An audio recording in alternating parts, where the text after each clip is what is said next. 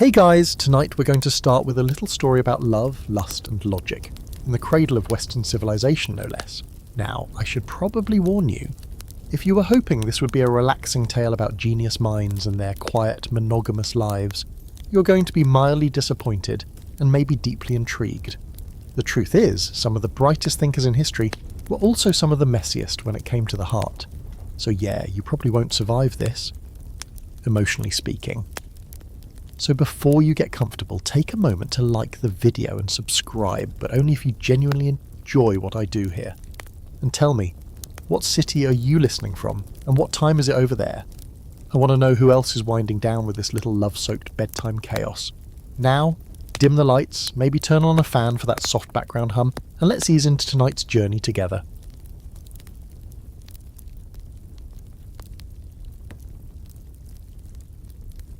You find yourself in the shaded groves outside ancient Athens, surrounded by cicadas chirping their eternal lullaby. It's the 5th century BCE, and the warm breeze off the Aegean doesn't just stir the olive trees. It stirs conversation, and under the canopy of thought and inquiry something else stirs too. Desire, connection, intimacy, complexion. Socrates is here, not the robe-wearing cliché from your high school textbook, but the real guy. Craggy, barefoot, intense. He's asking a group of young men questions about virtue, justice and the soul, but as the sun sets, the air shifts. These gatherings aren't just about philosophy, they're social rituals, deeply embedded in the complex network of relationships that we'd now describe, carefully, as queer, non-monogamous and emotionally layered. The ancient Greeks didn't use terms like polyamory, they didn't have relationship apps or colour-coded calendars. But what they did have was a culture that recognised intimacy in many forms. Mentor-mentee bonds, sensual friendships, erotic loyalty that didn't fit neatly into one tidy box. Socrates himself was married to a woman named Xanthippe, known to history mostly because of her legendary temper. But their marriage wasn't what you'd call exclusive, and most Athenians wouldn't have blinked an eye at that. While she was at home managing the domestic sphere and, according to later gossip, rolling her eyes hard enough to dislodge marble statues, Socrates was out walking and talking, and possibly more, with his tight-knit circle of male disciples, chief among them Alcibiades. Now that guy, Alcibiades, was a whole fever dream, beautiful, brilliant, dangerous, a general, a statesman, and the original ancient Greek thirst trap. He famously crashed one of Plato's dialogues, the Symposium to be specific, completely drunk, and proceeded to publicly proclaim his undying love for Socrates. He tried to seduce him, failed spectacularly, and still claimed to admire him more than any other man. The real kicker? Socrates reportedly didn't bite, at least not in the literal sense. According to Plato, Socrates believed in a love that transcended the physical, a kind of spiritual entanglement that left you longing more for wisdom than for flesh. But hey, spiritual or not, it still counts. These men formed attachments that were intellectually intimate and emotionally complicated. Bonds you'd have to use a corkboard and red string to fully map out. And let's not forget Plato, who wrote down all this tea and managed to make it sound like moral philosophy. He too may have had deep affections that blurred the line between reverence and romance. The academy he founded wasn't just a school, it was a society of minds, often bonded in ways that go beyond what we imagine when we hear study group. You can almost picture it. Late-night dialogues under the stars. Scrolls of parchment, flickering oil lamps, and the rustling of togas as people leaned a little too close during debates about metaphysics. It's romantic in that unwashed, idealistic way.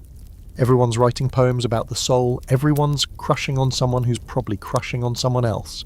Sound familiar? Of course, none of this happened in a vacuum. The rules of the game were, well, a little rigged. These relationships often involved imbalances in age and power. Young male students were typically paired with older mentors in relationships that today would raise all sorts of ethical red flags. That's part of the messy reality we can't ignore. And yet, within that framework, there were genuine connections, intellectual, emotional, and yes, sometimes physical. Some scholars still debate just how romantic these relationships were. Was Socrates actually celibate, despite all the gossip? Did he see erotic desire as something to be sublimated into a higher form of love? Or was that just Plato being dramatic?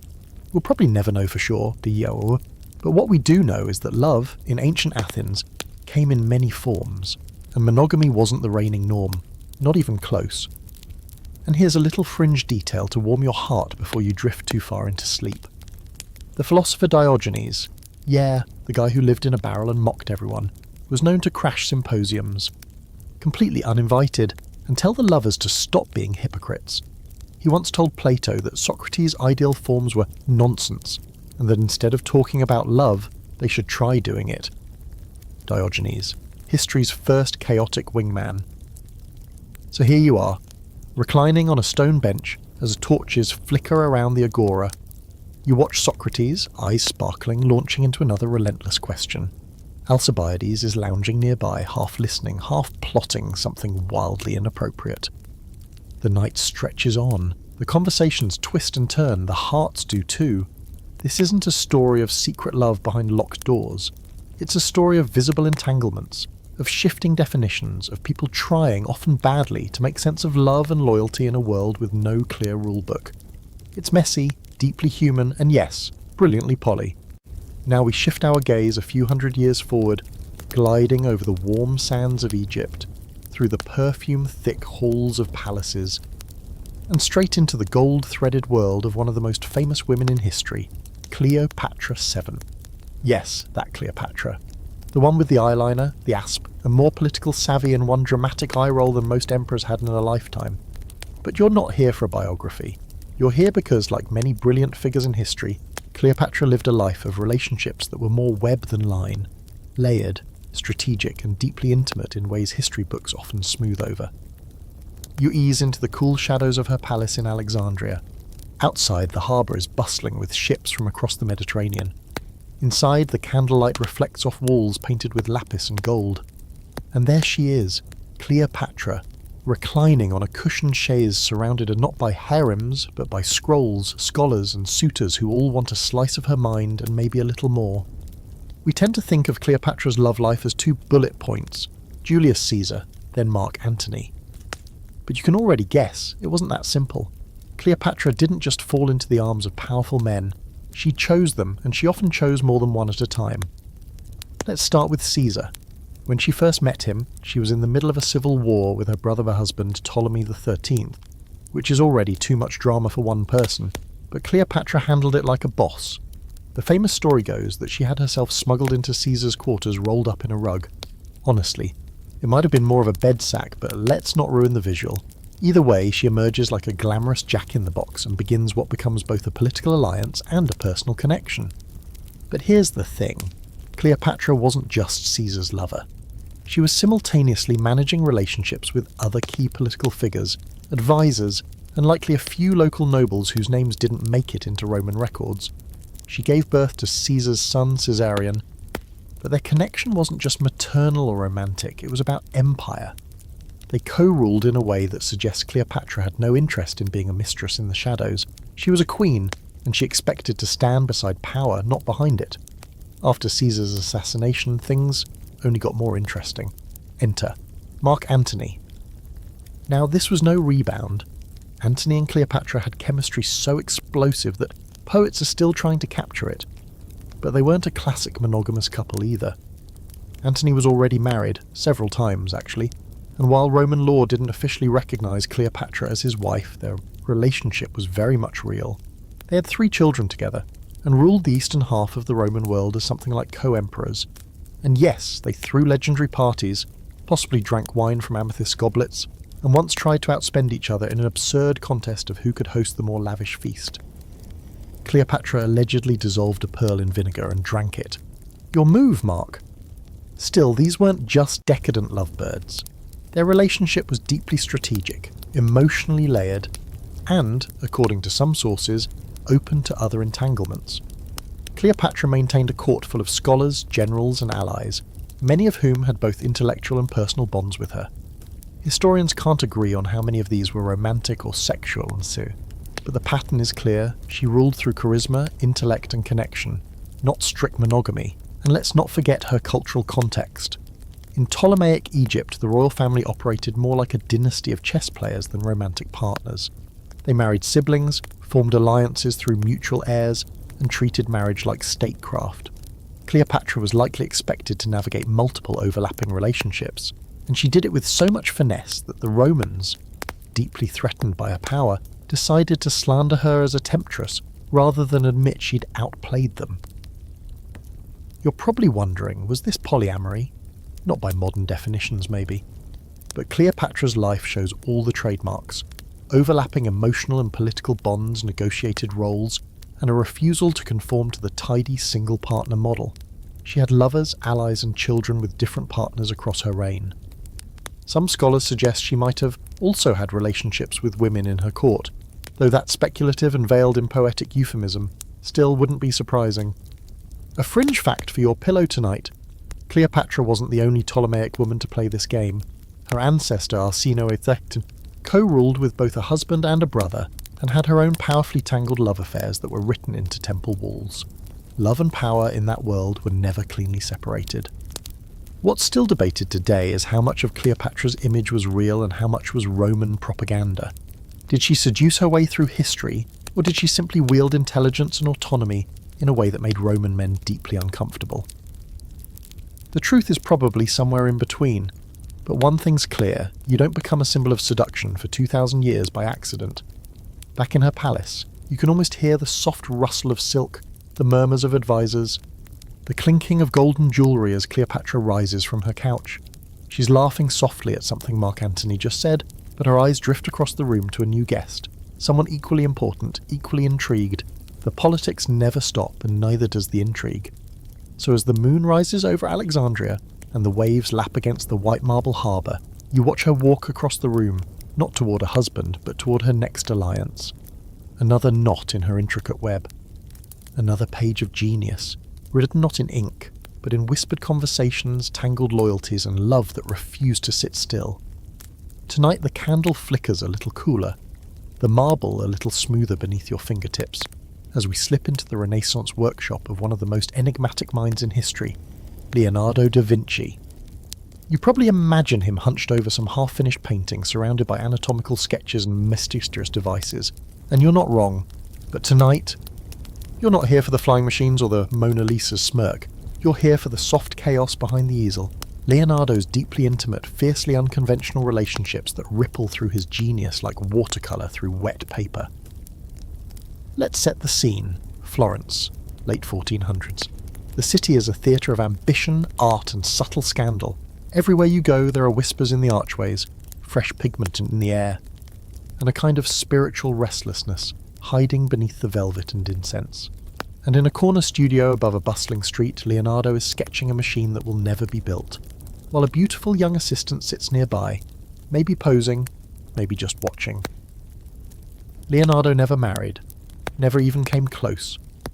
He left no record of romantic entanglement with women, not even the kind of casual liaison that might have been expected from a man of his stature. Instead, his emotional world orbited a different sun entirely. His journals, notes, and the rare surviving letters reveal a parade of beautiful young men who served as assistants, apprentices, models, and, quite possibly, lovers.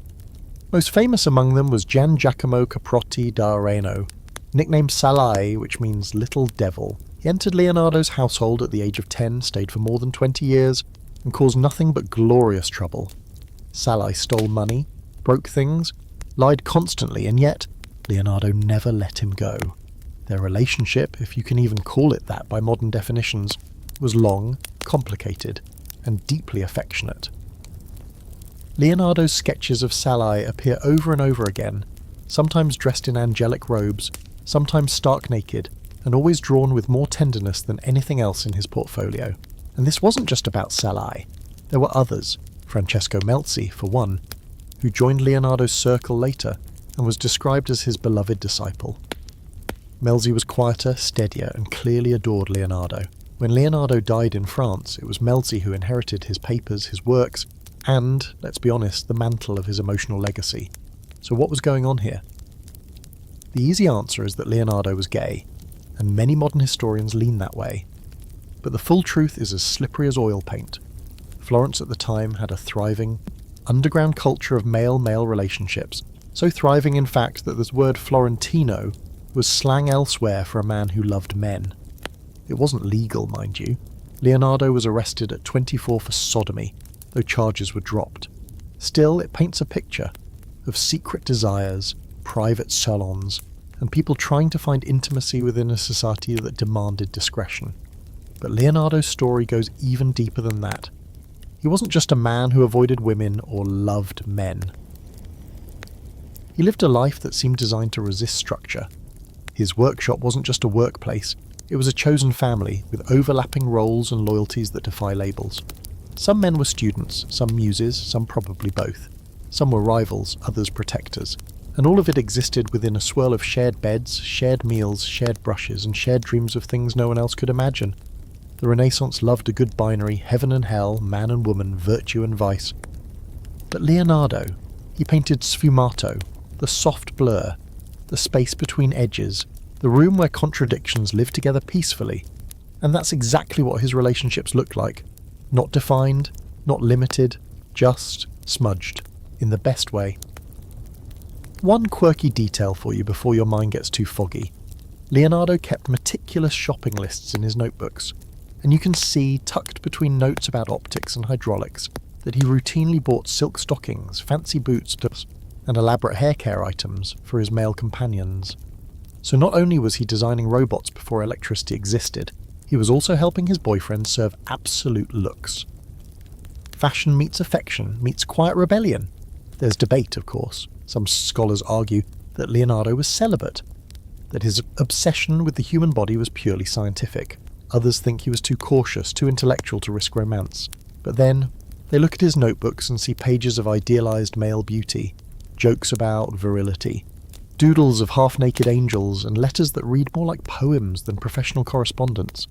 You have to ask, was this the work of a man avoiding love, or of someone who experienced it in his own kaleidoscopic way? Tonight, as you drift through his studio, you pass half-finished sculptures and odd inventions.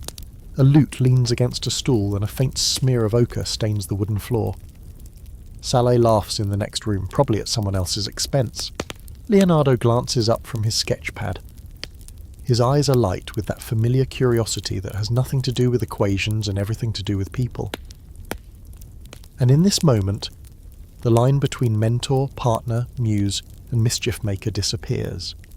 They're all just roles in a very long play that no one else gets to direct. Leonardo doesn't need the world's approval to live as he does. He simply sketches the world he wants to exist in, and then, somehow, he lives inside it. So you exhale softly, the smell of linseed oil in the air, and listen to the gentle scratching of quill on parchment. Outside, Florence hums with its usual secrets, but here in this room, among these people, the air is thick with another kind of genius, the kind that refuses to be confined even by love.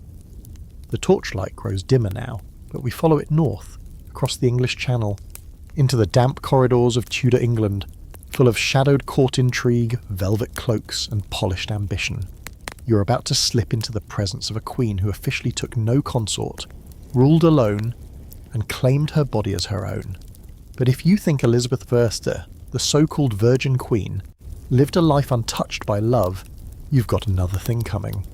This woman, arguably one of the sharpest minds in European history, played the game of affection, alliance, and romantic entanglement like a political symphony, and she rarely played solo.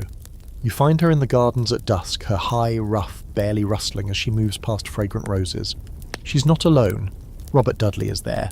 Her childhood friend, her rumoured lover, her almost husband, depending on which ambassador's letter you believe. His hand hovers near hers, almost touching, never quite, a private gesture in a very public world. Elizabeth was never married. That's the headline. And it's true, but only in the legal sense. In the emotional realm, she was surrounded by men who adored her, vied for her attention, and sometimes, perhaps, shared more than just flirtation. Some she sent away, some she reeled in, some stayed tangled in her orbit for decades. Dudley was the most constant. They grew up together, imprisoned at the same time in the Tower of London, bonded by trauma, ambition, and a shared understanding of how dangerous it is to love at the top. After she became queen, she made him the master of the horse, a prestigious position and a convenient one. It allowed him private access to her at virtually all times. Their closeness made everyone uncomfortable, and tongues wagged across Europe. Some believed they were secretly married. Others believed they were lovers under everyone's nose. What's beyond doubt is that Elizabeth cherished him deeply, perhaps as deeply as one could without risking the crown. But she didn't stop there. Enter Christopher Hatton, a dashing courtier who danced into her favour, literally, and ended up with his own suite of honours. Enter Walter Raleigh, who wrote her poetry, named a colony after her, and probably would have sold a relative for one meaningful glance. And then there's the Earl of Essex, Robert Devereux, who was young enough to be her son, and just bold and foolish enough to believe he could bend her heart to his will. It starts to look suspiciously like a constellation, a shifting circle of affection, influence, rivalry, and intense emotional connection. Elizabeth surrounded herself with men who adored her, and often with overlapping timelines. While we don't have definitive proof of any physical intimacy, she was notoriously guarded. We have letters full of passion, nicknames, jealousy, and playful innuendo. "My eyes," she called Essex. "My sweet Robin," she said of Dudley. The woman named ships after these men, then sent them off to war. If that's not complicated affection, what is? Now here's where it gets weird, in a delightfully fringe way. There's a theory that Elizabeth created an intentional kind of polyamorous court culture. Not in the modern, ethical, non-monogamy kind of way, but more like an emotional harem, where she remained the sun and everyone else revolved around her. Romantic competition became political strategy.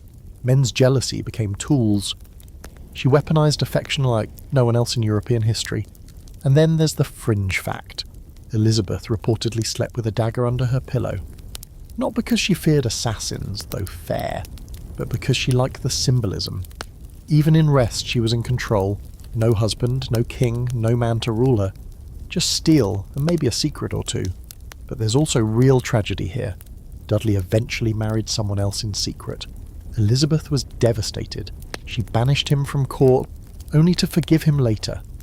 Essex rebelled against her, thinking he could manipulate her into marriage or surrender. She signed his death warrant with trembling hands. She never married, never had children, and some historians believe she died deeply lonely, surrounded by memories of those she loved, but could never allow herself to keep fully. Still, the debates rage on. Was Elizabeth truly asexual? Was she romantically but not sexually involved with her favourites? Was her virginity a carefully curated myth designed to keep foreign princes at bay and English subjects loyal? Did she love these men in turns, in degrees, or all at once in ways we've never fully understood? You stand now in the quiet halls of Whitehall Palace. The court is asleep. The only sound is the soft clicking of your boots on cold stone. A candle burns in the Queen's chamber, and you imagine her there, seated at her mirror, unpinning a wig, unwinding centuries of myth. Her lovers exist now only in fading portraits and scratched out letters, but you can feel their presence, the emotional fingerprints they left behind. Because polyamory doesn't always mean shared beds and calendars full of date nights. Sometimes it means hearts kept on strings, affection woven like a web across years, the ability to care for many deeply simultaneously without ever calling it by name. Elizabeth of Fürstead ruled alone, but she was never truly alone. Her mind, her heart, her stee filled with the echoes of love that could not be declared, yet shaped an empire all the same. The hour grows late, but the air feels brighter now. Less candle-lit cathedral, more candle-lit cabaret as we slip into the Enlightenment. That dazzling fever dream of powdered wigs, scientific salons, and scandal tucked neatly under the edge of a corset. Tonight you find yourself stepping over the threshold of a chateau outside Paris, where intellect and intimacy blur together like fine wine and better gossip. This is the home of François-Marie Arouet, better known as Voltaire, and the woman he once described as the only person he could ever love, Émilie du Châtelet. But don't expect a simple story of two brilliant minds in quiet seclusion. This is about one of history's most overlooked open relationships, full of astronomy, algebra, arguments, and, as always, a rotating guest list. The first thing you notice is the energy. Voltaire is pacing, gesturing wildly, probably mid-rant about the clergy. Émilie lounges on a velvet settee, quill in hand, occasionally correcting his Latin. They are, in every way, intellectual equals, and they are also, quite obviously, lovers. But calling them a couple feels too small, because as passionate and productive as their bond was, it wasn't exclusive, not even close. Émilie was married. First of all, though her husband was mostly away and didn't seem particularly bothered by her arrangement with Voltaire. It was common enough in aristocratic circles, where marriages were about property and bloodlines, not feelings. But Émilie went far beyond quiet infidelity. Him and Voltaire lived together, openly, hosted salons, slept in adjoining rooms, co-authored essays, translated Newton into French by candlelight, all while maintaining additional lovers, simultaneously. Voltaire himself had a string of romantic partners, many of whom visited their shared estate, sometimes overlapping in truly spicy, possibly awkward ways. Émilie, meanwhile, had her own adventures. Her most notable side romance was with Jean-François de Saint-Lambert, a poet who frankly wasn't nearly in her league intellectually, but hey, sometimes the heart wants subpar verse. Now here's where the story sharpens. In her early 40s, Émilie became pregnant with Saint-Lambert's child. It shocked their social circle, not because of the affair, that was old news, but because pregnancy at that age in the 18th century was dangerous. Voltaire, for all his rationalism, was devastated. He feared she would die, and he wasn't wrong. She gave birth in 1749, and just a few days later she was gone. Voltaire mourned her deeply, wrote pages of grief, and never quite recovered. But let's rewind. While she was alive, what Émilie and Voltaire created was something astonishing, something that didn't fit the mould of lover, wife, or mistress. They were collaborators, philosophical sparring partners, co-conspirators in both science and seduction. And though each had other lovers, their bond remained central, resilient, and famously witty. You see, this wasn't a cheating dynamic. This was open, intentional, sometimes dramatic, often deeply affectionate. They discussed their lovers, they managed the emotional logistics. They made it work in a time when most women weren't even allowed to attend lectures, let alone rewrite Newton, and simultaneously manage 2 boyfriends and a political correspondence with Frederick the Great. Speaking of Frederick, yes, that Frederick. The King of Prussia was one of Voltaire's many flings, depending on who you ask. Their letters read like love notes, full of flirtation, literary admiration, and thinly veiled desire. Voltaire even lived at Frederick's court for a time, until their egos clashed and he fled in a storm of drama that left both men wounded and petty for years. But the vibe?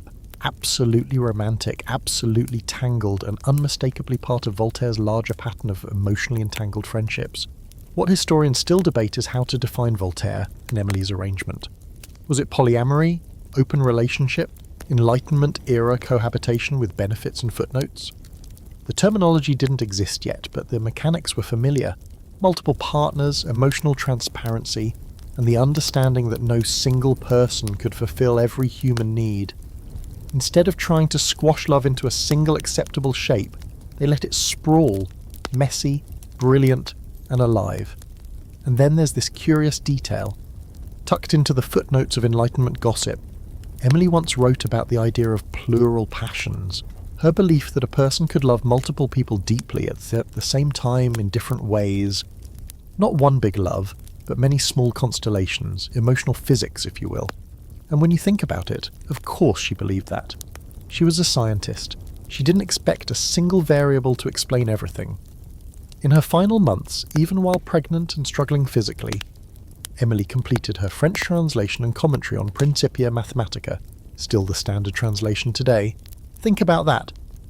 She was simultaneously managing multiple lovers, fighting through a dangerous pregnancy, navigating court scandal, and publishing scientific work that shaped the Enlightenment. That's multitasking at a level most people can't achieve with 2 apps open. Now you find yourself back in that study, the air filled with the scent of ink, old books, and rosewater. Émilie leans over a manuscript, brow furrowed, while Voltaire dictates something froward and blasphemous from across the room. In the background, a younger man waits patiently, perhaps Saint-Lambert, perhaps someone else, watching them both with something between awe and awkwardness. The tension is real, but the affection is stronger. You realise that this wasn't a triangle, it was more like a constellation. Bodies, emotions, intellects all orbiting each other with their own gravity. Sometimes pulling apart, sometimes colliding, or it is burning. So the next time someone says Enlightenment thinkers were cold rationalists, just remember this. Voltaire and Émilie lived in a whirlwind of passion, science, scandal, and love that refused to sit quietly in a single room. They lit each other up like stars, and then, when she was gone, he carried her brilliance with him, scattered, glowing, never forgotten. Tonight the air shifts once again, carrying the faint scent of tobacco, ink, and powdered wigs through candlelit salons and shadowy Parisian apartments. You're drifting toward a man whose face appears on currency, whose wit still sparks from yellowed letters, and who, surprisingly enough, kept a sort of second life going on right under history's nose. Yes, we're talking about Benjamin Franklin, the printer, inventor, diplomat, founding fear and low-key polyamorous grandpa of your 18th century dreams. At first glance, Franklin seems like the embodiment of practical genius. He flew kites in thunderstorms, wrote aphorisms about early birds and full stomachs, and helped invent a nation. You picture him in bifocals, probably saying something smart about common sense, but as you step into his story a little closer, the details start getting warmer, softer, and very French. By the time Franklin was posted to France in the 1770s as a diplomat, he was already in his 70s.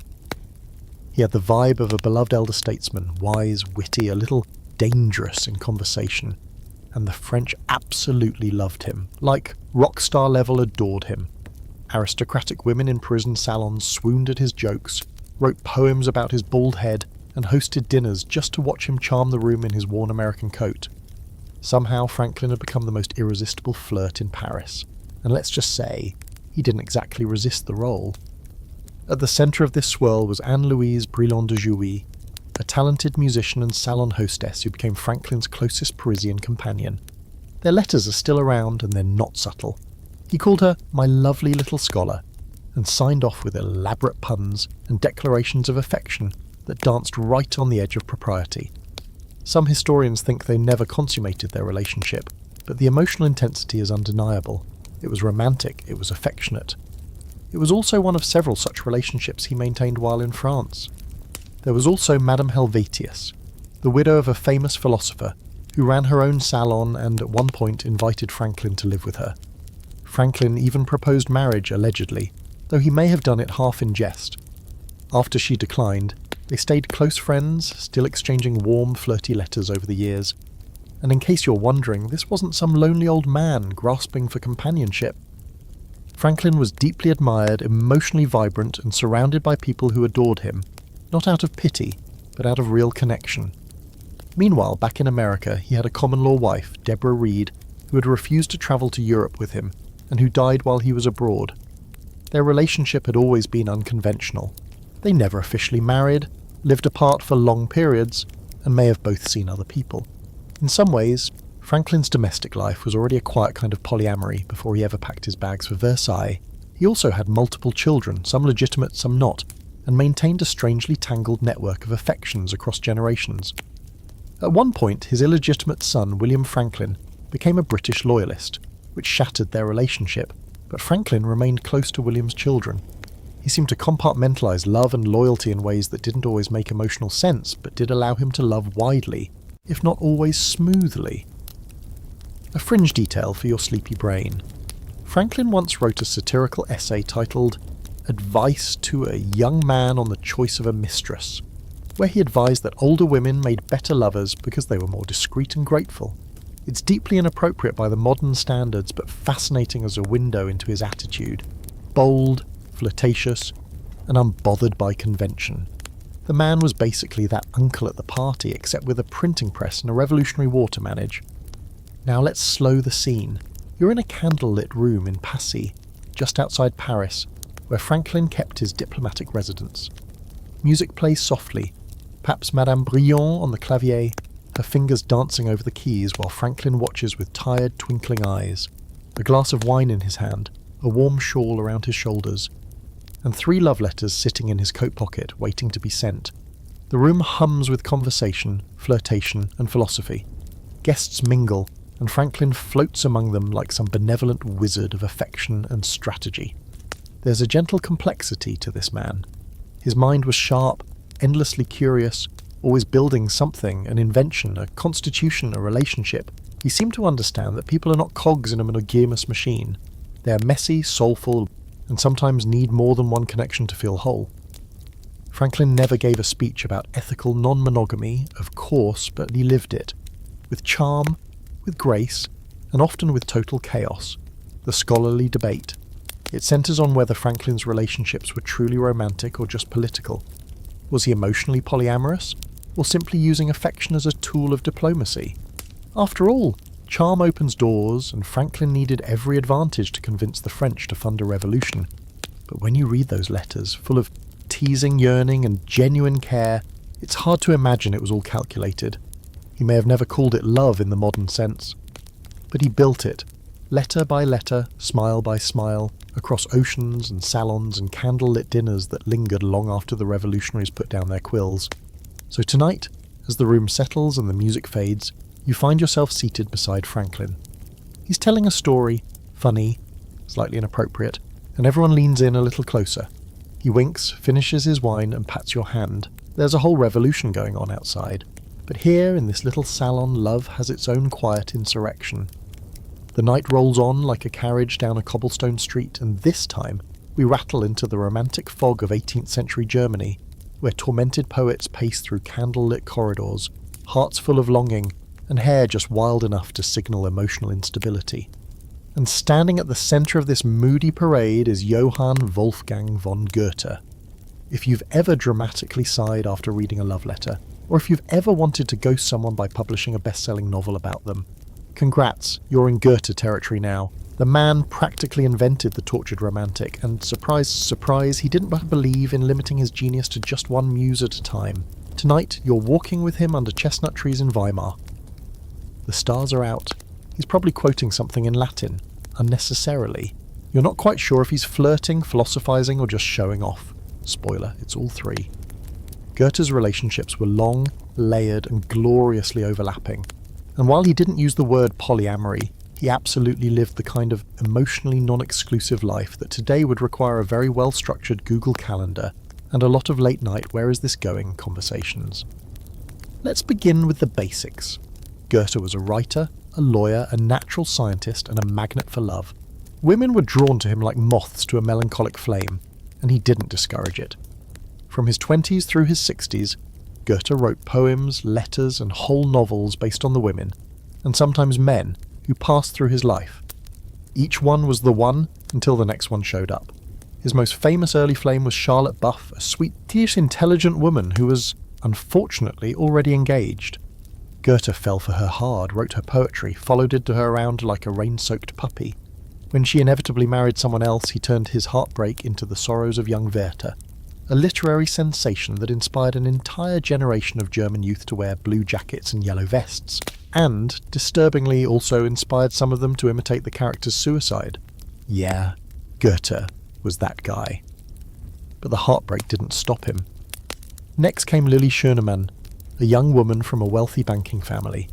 They were briefly engaged, but Goethe, being Goethe, got cold feet, fled to Italy, and wrote more dramatic poetry about her while sketching Roman ruins.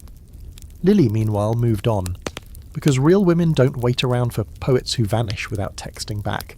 And then there's Christiane Vulpius, the woman who changed everything and yet, still didn't quite become the one in the traditional sense. Goethe met her in 1788 when she handed him a petition on behalf of her brother.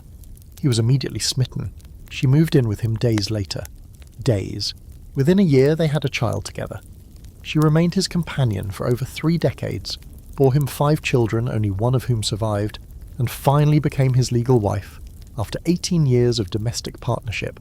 But here's the thing, even while living with Christiane, Goethe continued to write flirty letters to other women. He had extended correspondences with young admirers, artists, duchesses, and at least one Italian count. He was emotionally available in a broad way. His poems to other women never stopped, even while Christiane quietly ran the household, bore the emotional labour, and was often excluded from polite society because of her lower-class status. It's messy, it's uncomfortable, and it's also a painfully familiar pattern in history, where a woman is the emotional backbone of a genius, while the genius continues to chase sparkles elsewhere. And still, Goethe and Christiane loved each other. When she died, he was devastated, but within a year he was emotionally tangled up again, with the teenage daughter of a friend. She inspired a new set of poems, full of longing and idolization. Goethe was in his 70s by then. Nothing, it seems, could tire him out emotionally. Now you may be thinking, this doesn't sound like healthy polyamory, and fair. Goethe's relationship ethics were loose. He was more emotional libertine than conscientious non-monogamist. But what's fascinating is how aware he was of the emotional weight of loving many people. He wrote about it constantly, about being divided, about loving in different directions, about the loneliness that comes when no single person can carry your whole soul. Here's a quirky tidbit for you. Goethe once kept a love notebook, where he ranked the women he'd loved by the depth of his feelings and their impact on his work. This was less a journal and more a mildly narcissistic spreadsheet of heartbreak. He wrote about these women as characters, as muses, as living metaphors. It was romantic, it was self-serving. It was Goethe in a nutshell.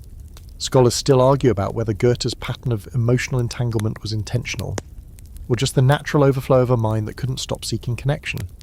Some say he was serially monogamous with emotional side quests. Others say he was an early model of emotionally open partnership. What's undeniable is that he never limited his sense of romantic self to one person at a time. You're back now under the trees in Weimar. Goethe is older, slower, still radiant in that romantic uncle who's read too much Rilke kind of way. He recites a line from Faust, something about striving, about longing, and he stares off into the dusk. Behind him float the silhouettes of all the people he ever loved. Some stayed. Some left. All of them left fingerprints on his words. And so you sit beside him on a worn bench, hearing not just the poetry but the life behind it. A life of hearts held in tandem, of love stretched across years and borders and pages. He didn't believe in choosing one muse. He believed in chasing all of them, one poem at a time. By now, your mind's floating somewhere between dreamy curiosity and gentle scandal fatigue, which means it's the perfect time to meet the walking emotional avalanche that was Lord Byron. You may know him as the brooding poet, the symbol of the Romantic era, or the guy who looked like he could seduce you just by standing near a window during a thunderstorm.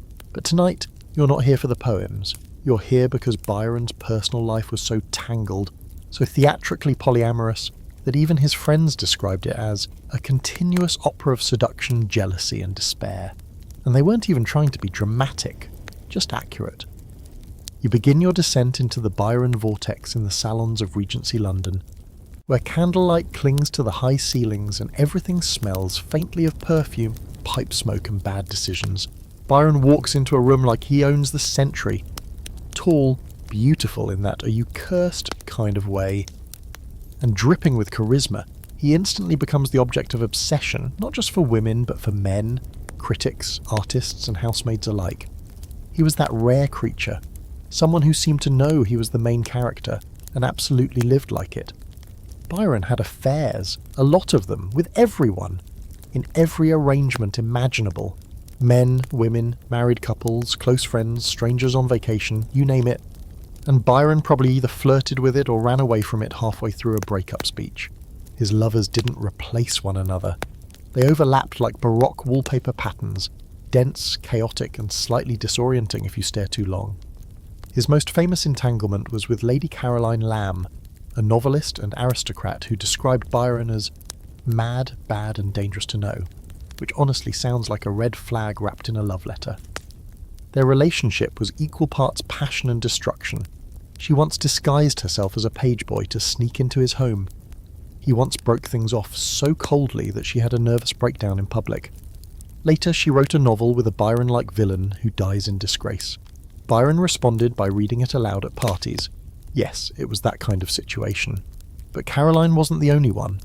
Byron had an affair with Lady Oxford, and with at least 2 married women in the same social circle. One of his longest-lasting connections was with his half-sister, Augusta Lee. Yes, half-sister. The rumours of an incestuous relationship haunted him for life, and while historians still debate the nature of it, there's strong evidence they were more than just close. He even named his daughter after her. Romantic, disturbing, historically messy, just another Tuesday for Byron. And then came his brief marriage to Annabella Milbank. A brilliant mathematician and possibly the only person who ever tried to reform him. It did not go well. Within a year they separated, and she left with their infant daughter Ada. Yes, that Ada, the future computing pioneer. The marriage collapsed under the weight of Byron's many affairs, his debts, and the increasingly public rumours about incest and bisexuality. He fled England in scandal, never to return, but exile didn't mean solitude. Byron headed to Switzerland, where he shacked up with the Shelleys. Yes, those Shelleys. Percy and Mary, and that's where things really start to spiral into polyamorous lore. Picture it. Lake Geneva, endless rain, the world's most intense house party. Byron, Percy, Mary Shelley, and Mary's stepsister Claire Claremont, who had also had an affair with Byron and was pregnant with his child at the time, are all holed up in a villa. Lightning, opium, existential dread. Oh, and Frankenstein gets written. Casual. This group wasn't just throwing romantic glances over wine and poetry readings. There were deep connections here, both emotional and physical. Claire adored Byron, though he treated her with a baffling mix of cruelty and affection. Percy Shelley was likely involved in romantic arrangements with more than one person in the group. The whole vibe was openly experimental, emotionally fluid, sexually complex, and definitely set on several centuries ahead of its time. Even after Switzerland, Byron's love life didn't slow down. In Italy, he had overlapping relationships with married countesses, Venetian opera singers, and, most notably, his personal gondolier's teenage brother, who became one of his companions for several years. Byron referred to his lovers in coded letters and wrote about them with equal parts yearning and exhaustion. He wasn't hiding his behaviour, he was just drowning in it. And here's your quirky pillow fact. Byron once kept a list of his lovers on a folded scrap of paper he carried in his waistcoat. It was allegedly so long that he referred to it as his personal Iliad. And yes, he occasionally read it aloud to friends, because of course he did.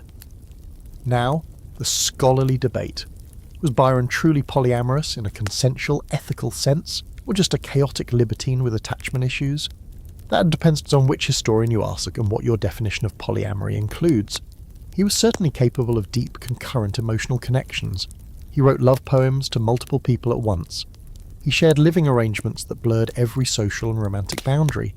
But he also caused immense pain. He ghosted people, manipulated them, hoarded affection like it was opium, and fled consequences with his usual flair for dramatics. And yet, as you stand in his Italian villa at midnight watching the moonlight flicker off the canal water, you feel the intensity of his emotional gravity. It wasn't just lust or rebellion. Byron needed to love, to be loved, to mirror his inner storms onto the people around him. And whether or not it was healthy, it was honest, in that reckless, poetic, absolutely exhausting way. He died young, of course, because of course he did, fighting in the Greek War of Independence, because even his death had to be cinematic. But the love letters, the rumours, the weeping ex-lovers, and the scandalised bishops, those live on. So tonight, as the storm rolls in across the water, you sit by the fire with Byron. He reads a poem aloud. He smirks at his own brilliance, and beside him the ghosts of a dozen entanglements stir quietly, smiling, sighing, still very much in love. Now we step into a colder, quieter kind of wildness, one that simmers behind lace collars and candle-lit manuscripts, deep in the Gothic imagination of a young woman who changed the world before she turned 20. You're in 1814 London now, damp streets slick with fog and barely suppressed revolution, and at the heart of it all is Mary Shelley. Yes, the Mary Shelley, the woman who conjured Frankenstein from a haunted summer and her own inner storm, but she didn't do it alone. She was part of a very specific, very entangled household that made Victorian neighbours lock their doors and whisper behind teacups. Welcome to the polyamorous powerhouse that was Mary Percy and the Shelleys' unofficial commune of complicated brilliance. It starts with Percy Bysshe Shelley, the poet and walking firework of romanticism, meets Mary when she's a teenager, the daughter of two famous radicals, Mary Wollstonecraft, the feminist philosopher, and William Godwin, the anarchist thinker. Percy is married at the time. Mary is living with her father, so naturally they run away together, because that's the vibe. Mary's stepsister, Claire Claremont, tags along. Of course she does. This is not your average elopement. It's more of a mobile literary rebellion. From the beginning, the arrangement is fluid.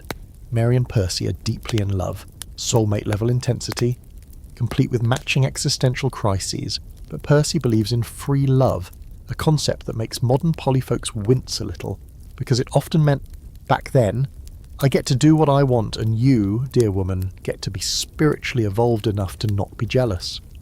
So while Mary remains committed to Percy, he continues to court and occasionally sleep with other women, including, allegedly, her stepsister Claire, and possibly others. It's fuzzy. The journals were edited. Some pages were mysteriously torn out. You get the picture. Mary, for her part, was less publicly entangled but had intense emotional and intellectual bonds with other men, including Lord Byron, though there's no evidence of a romantic relationship there. Claire, on the other hand, definitely had one with Byron, and it was an absolute mess. She pursued him relentlessly. He resisted. Then he gave in. She got pregnant. He disavowed the child. And in the middle of this emotional landslide, Mary Shelley, trying to keep everyone fed, writing a novel that would reshape the entire genre of science fiction, and mourning the deaths of her first 2 children. Let's pause here, because this isn't some free-spirited cottagecore paradise of love and poetry.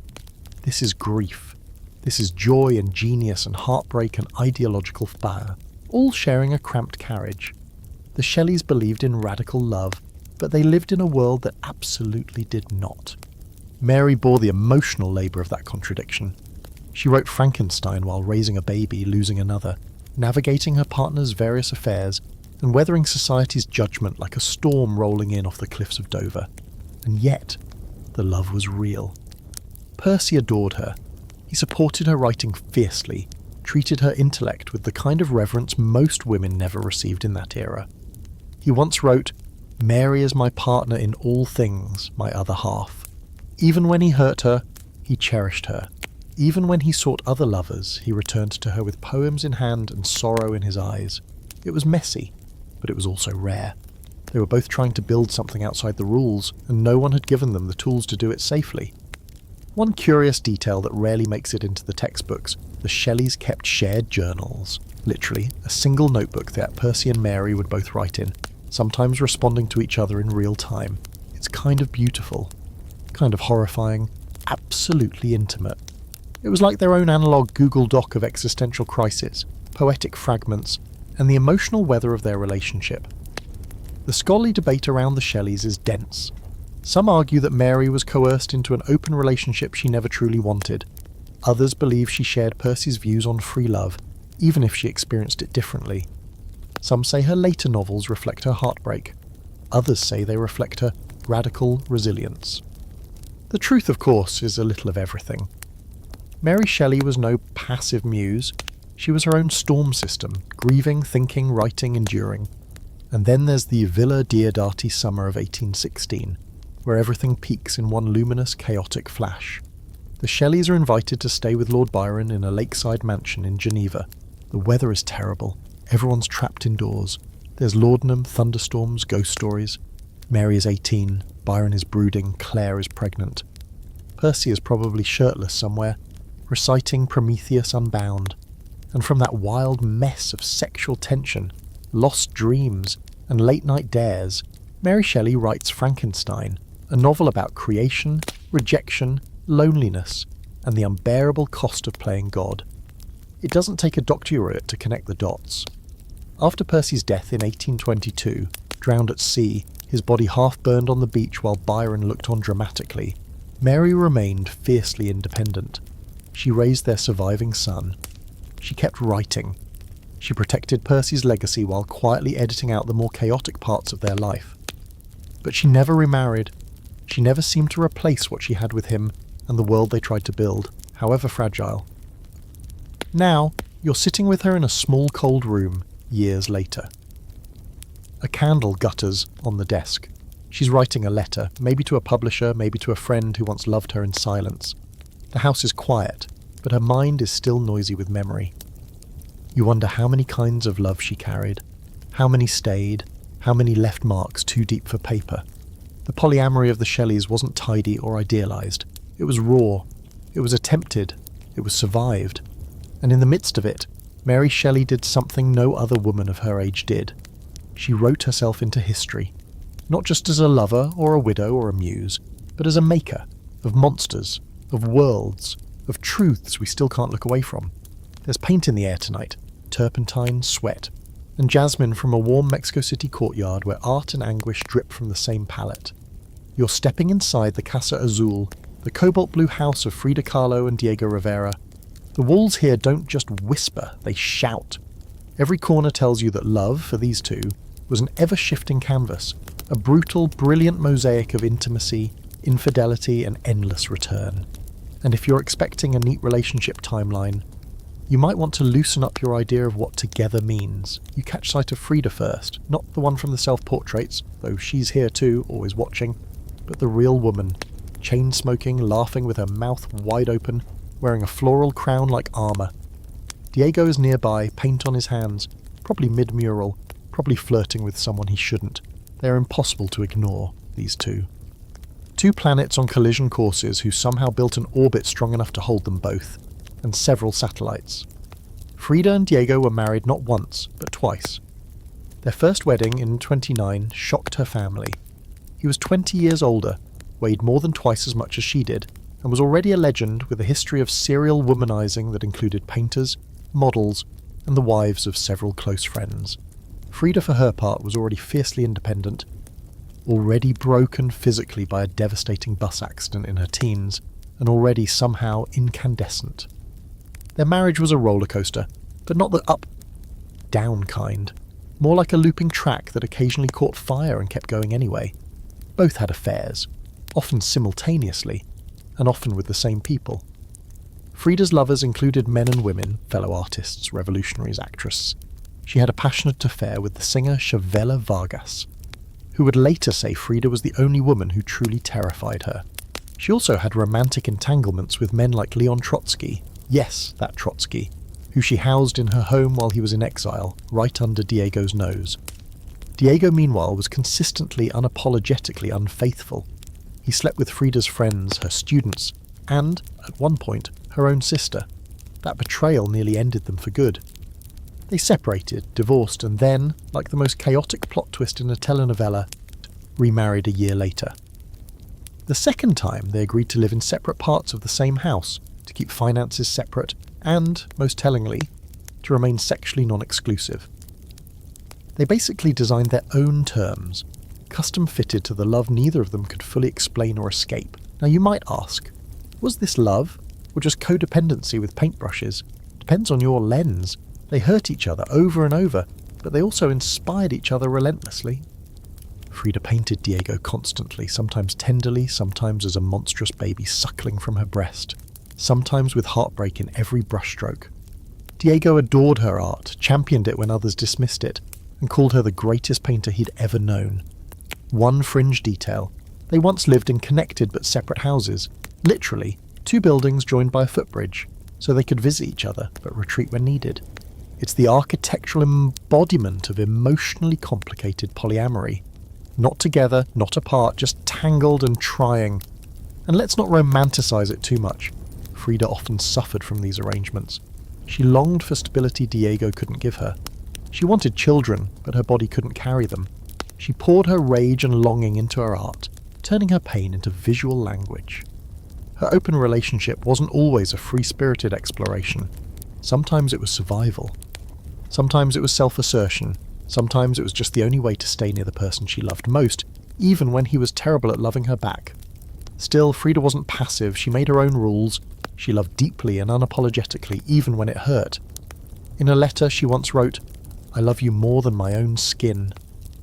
It sounds romantic until you remember this is a woman who spent her entire adult life in physical agony. That line isn't metaphor, it's ferocity. That's what she gave, again and again, even while sleeping with someone new, even while screaming at Diego for doing the same.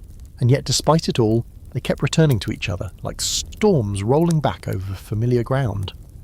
After Frida's death in 1954, Diego was shattered. He said, "I realized too late that the most wonderful part of my life had been my love for Frida." The man who couldn't stop cheating, who pushed her away, who tried to love without limits, was brought to his knees by the one person he had never been able to let go. Now, picture the Casa Azul at dusk. The courtyard glows with lantern light. There's music from an old Victrola, the sound of paintbrushes against canvas, the occasional rustle of silk or footsteps overhead. In one room, Diego works on a mural. In another, Frida lies in bed, sketching with one hand, a cigarette in the other, eyes half closed but very awake. Outside, a visitor arrives. Maybe a friend, maybe a lover, no one questions a bit. This wasn't a household that followed rules.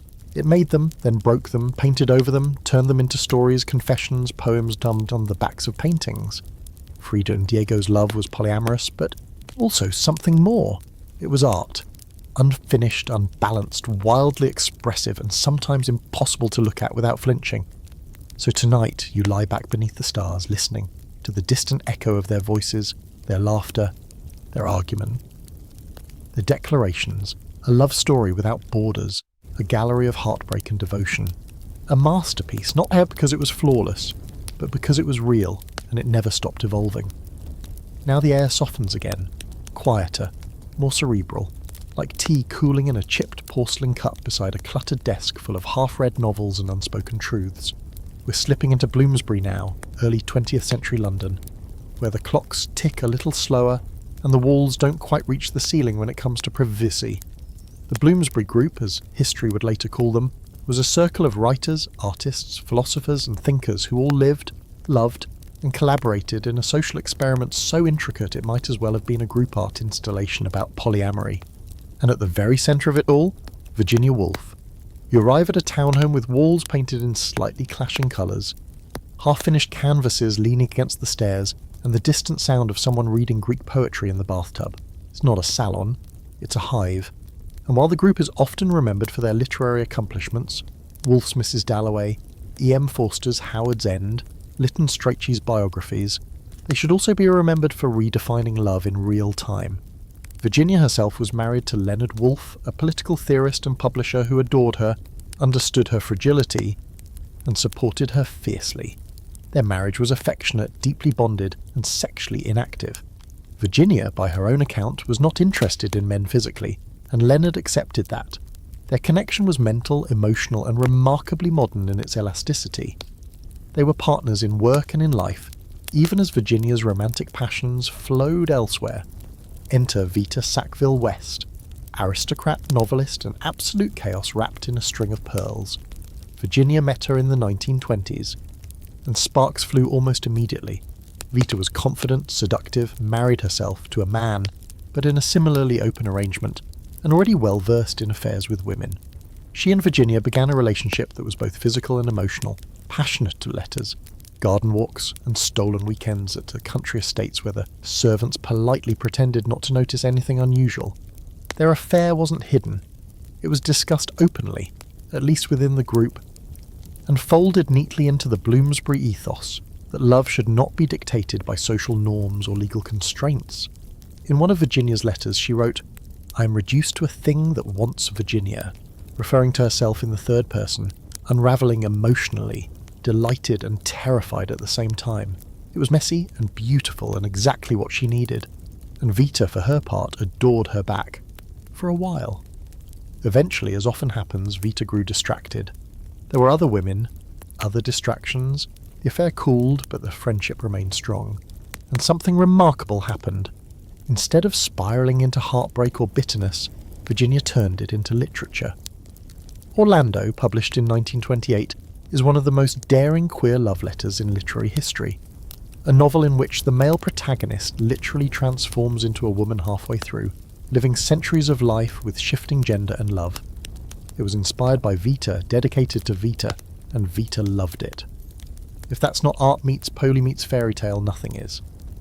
Meanwhile, the rest of the Bloomsbury group was engaging in what can only be described as a polyamorous round robin. Lytton Strachey, gay and famously uninterested in physical intimacy with women, shared a house with Dora Carrington, who was desperately in love with him. She married another man, Ralph Partridge, who was also part of the group, and also fell in love with Strachey. It's like a love triangle, but with multiple overlapping diagonals and a guest list. They all lived together in various configurations, writing letters about their feelings, occasionally having sex, often having tea, and always circling each other emotionally like moons trying not to crash into one another. There's debate even now about whether this was radical honesty or just upper-class bohemianism in tasteful wallpaper. Some scholars argue that Bloomsbury relationships were emotionally intense but often repressed, that their devotion to the intellect came at the cost of deep physical passion. Others insist this was the genuine form of emotional polyamory, fluid, overlapping, flexible enough to allow love in many directions without collapse. One delightfully odd footnote. Members of the Bloomsbury group sometimes drew diagrams, literal maps, of their interconnected relationships. These were not just gossip charts, they were philosophical. They believed that connection was multidimensional, that the heart, like literature, did not thrive under rigid outlines, and so they embraced a web of affections that changed shape with time but rarely broke apart. Virginia, for all her brilliance, struggled deeply with mental illness. She moved through waves of depression and eventually lost herself to it entirely. But during her brightest years, she loved without apology. She wrote with the kind of openness that even now feels ahead of its time. And in her house, now preserved as a museum, you can still feel that mixture of domesticity and revolution. The kitchen smells like old books, the garden hums with a quiet kind of daring. And tonight you sit in her study. There's a window open. A soft breeze moves a page of manuscript across the desk. The walls are covered in books and sketches, and there, beside the fireplace, are 2 chairs. One for Leonard, one for Vita, both worn, both familiar. Both still holding the shape of someone who sat there and loved her. Because the Bloomsbury group didn't just change literature. They tried, really tried, to change love. To make space for multiple truths.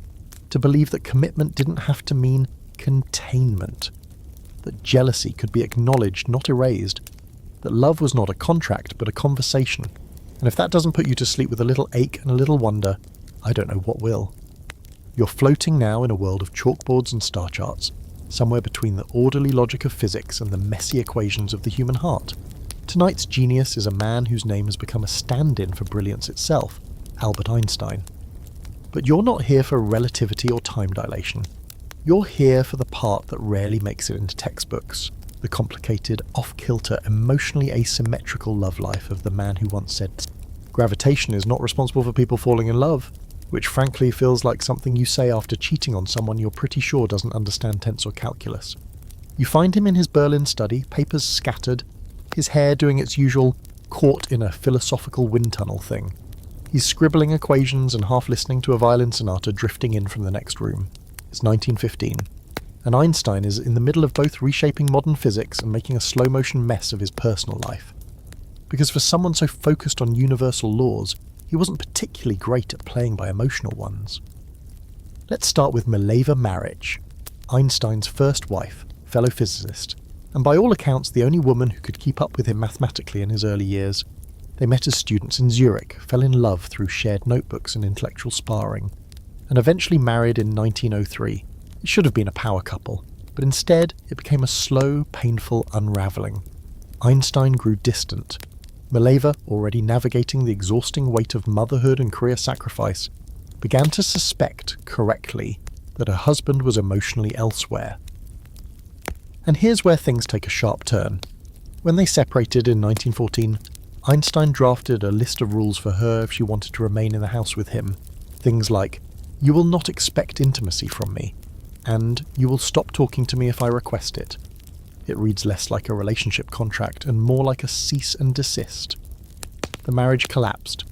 Meanwhile, enter Elsa, Einstein's cousin. Yes, cousin. First cousin on his mother's side and second cousin on his father's. It's a 2-for-1 deal that feels weird even by early 20th century standards. She was recently widowed, had 2 daughters, and offered Einstein what he seemed to crave: comfort, domestic stability, and a gentle kind of worship that didn't ask too many questions. They married in 1919, but the triangle wasn't quite a triangle. It was a tangle. Letters reveal that Einstein was simultaneously writing romantic notes to other women, students, colleagues, admirers. One of these women was even Elsa's own daughter, Ilse. Let that sink in. There's no evidence of a physical relationship with Ilse, but the emotional boundary issues are, let's say, experimental. Einstein once said that a man should have a wife to take care of his home and a mistress to take care of the rest. It was a joke, but also not really. He clearly believed in a kind of modular affection, different women for different emotional roles, and while he never declared himself polyamorous or even particularly introspective about it, he lived in a pattern that strongly resembles non-monogamy, just the clunky, unequal kind. Throughout his time with Elsa, Einstein maintained flirtations and affairs. He wrote letters to multiple women, many of which were discovered and published long after his death. One woman, Margarita Konenkova, was a Russian spy with whom he had an extended relationship in the 1940s. Another was a secretary. Several others were unnamed. The letters are affectionate, often poetic, sometimes apologetic. He calls them little rays of light in his otherwise logical world. And yet Elsa stayed. She knew. She wasn't thrilled, but she accepted it. Possibly because she genuinely loved him. Possibly because she believed genius came with its own rules. Possibly both. When she died in 36, Einstein didn't remarry, but he did keep writing to multiple women, sometimes simultaneously, always in that soft, distracted tone that makes you wonder if he remembered which one he was talking to. Here's your quirky tidbit for the night. Einstein once turned down the presidency of Israel. That's not the weird part. The weird part is that around the same time, he was juggling correspondence with at least 5 women, none of whom knew about each other, but all of whom thought they were the one getting his undivided romantic attention. Imagine ghosting a woman in Prague while the Israeli government is offering you their top job. That's a level of multitasking even relativity can't explain. Scholars debate Einstein's emotional legacy. Was he a heartbreaker or just emotionally detached? Was he practicing a form of non-monogamy that he didn't have the vocabulary for? Or was he simply a brilliant man with very little interest in emotional accountability? The evidence is complicated. He clearly felt deeply. His letters are full of longing, apology, and even self-reproach. But he also avoided confrontation, neglected his children, and often treated emotional labour as someone else's problem. And yet there's something human in all of it. A genius struggling to love without hurting, to connect without being caged, to be adored without being consumed. He wasn't a villain, he was just very bad at being small enough to fit inside one relationship. Now, the room is quiet again. Einstein's violin lies across a chair. His notes flutter on the desk. Outside, the city hums. Inside, he writes a letter. To one of them, or maybe several, he signs it, "Yours, Albert." And he means it, just not exclusively. So tonight, as you curl into your blanket, let that echo in your mind. Even the man who unlocked the universe couldn't solve the equation of the heart. Maybe he wasn't supposed to. Tonight, we slip into a velvet-smudged world of diaries, daydreams, and devastatingly articulate desire. The year is 31, and the city is Paris. Again, always Paris, because where else would someone like Anaïs Nin exist? She doesn't just live here, she haunts it, draped in silk and secrets, forever scribbling in notebooks so rich with emotional chaos they might combust under their own weight. Anaïs Nin wasn't just a writer, she was a mirror ball of romantic identities, all spinning at once. And when it comes to historical polyamory, she might be one of the most beautifully, terrifyingly honest examples we have. You find her in a dim apartment, the air warm with jasmine and tobacco.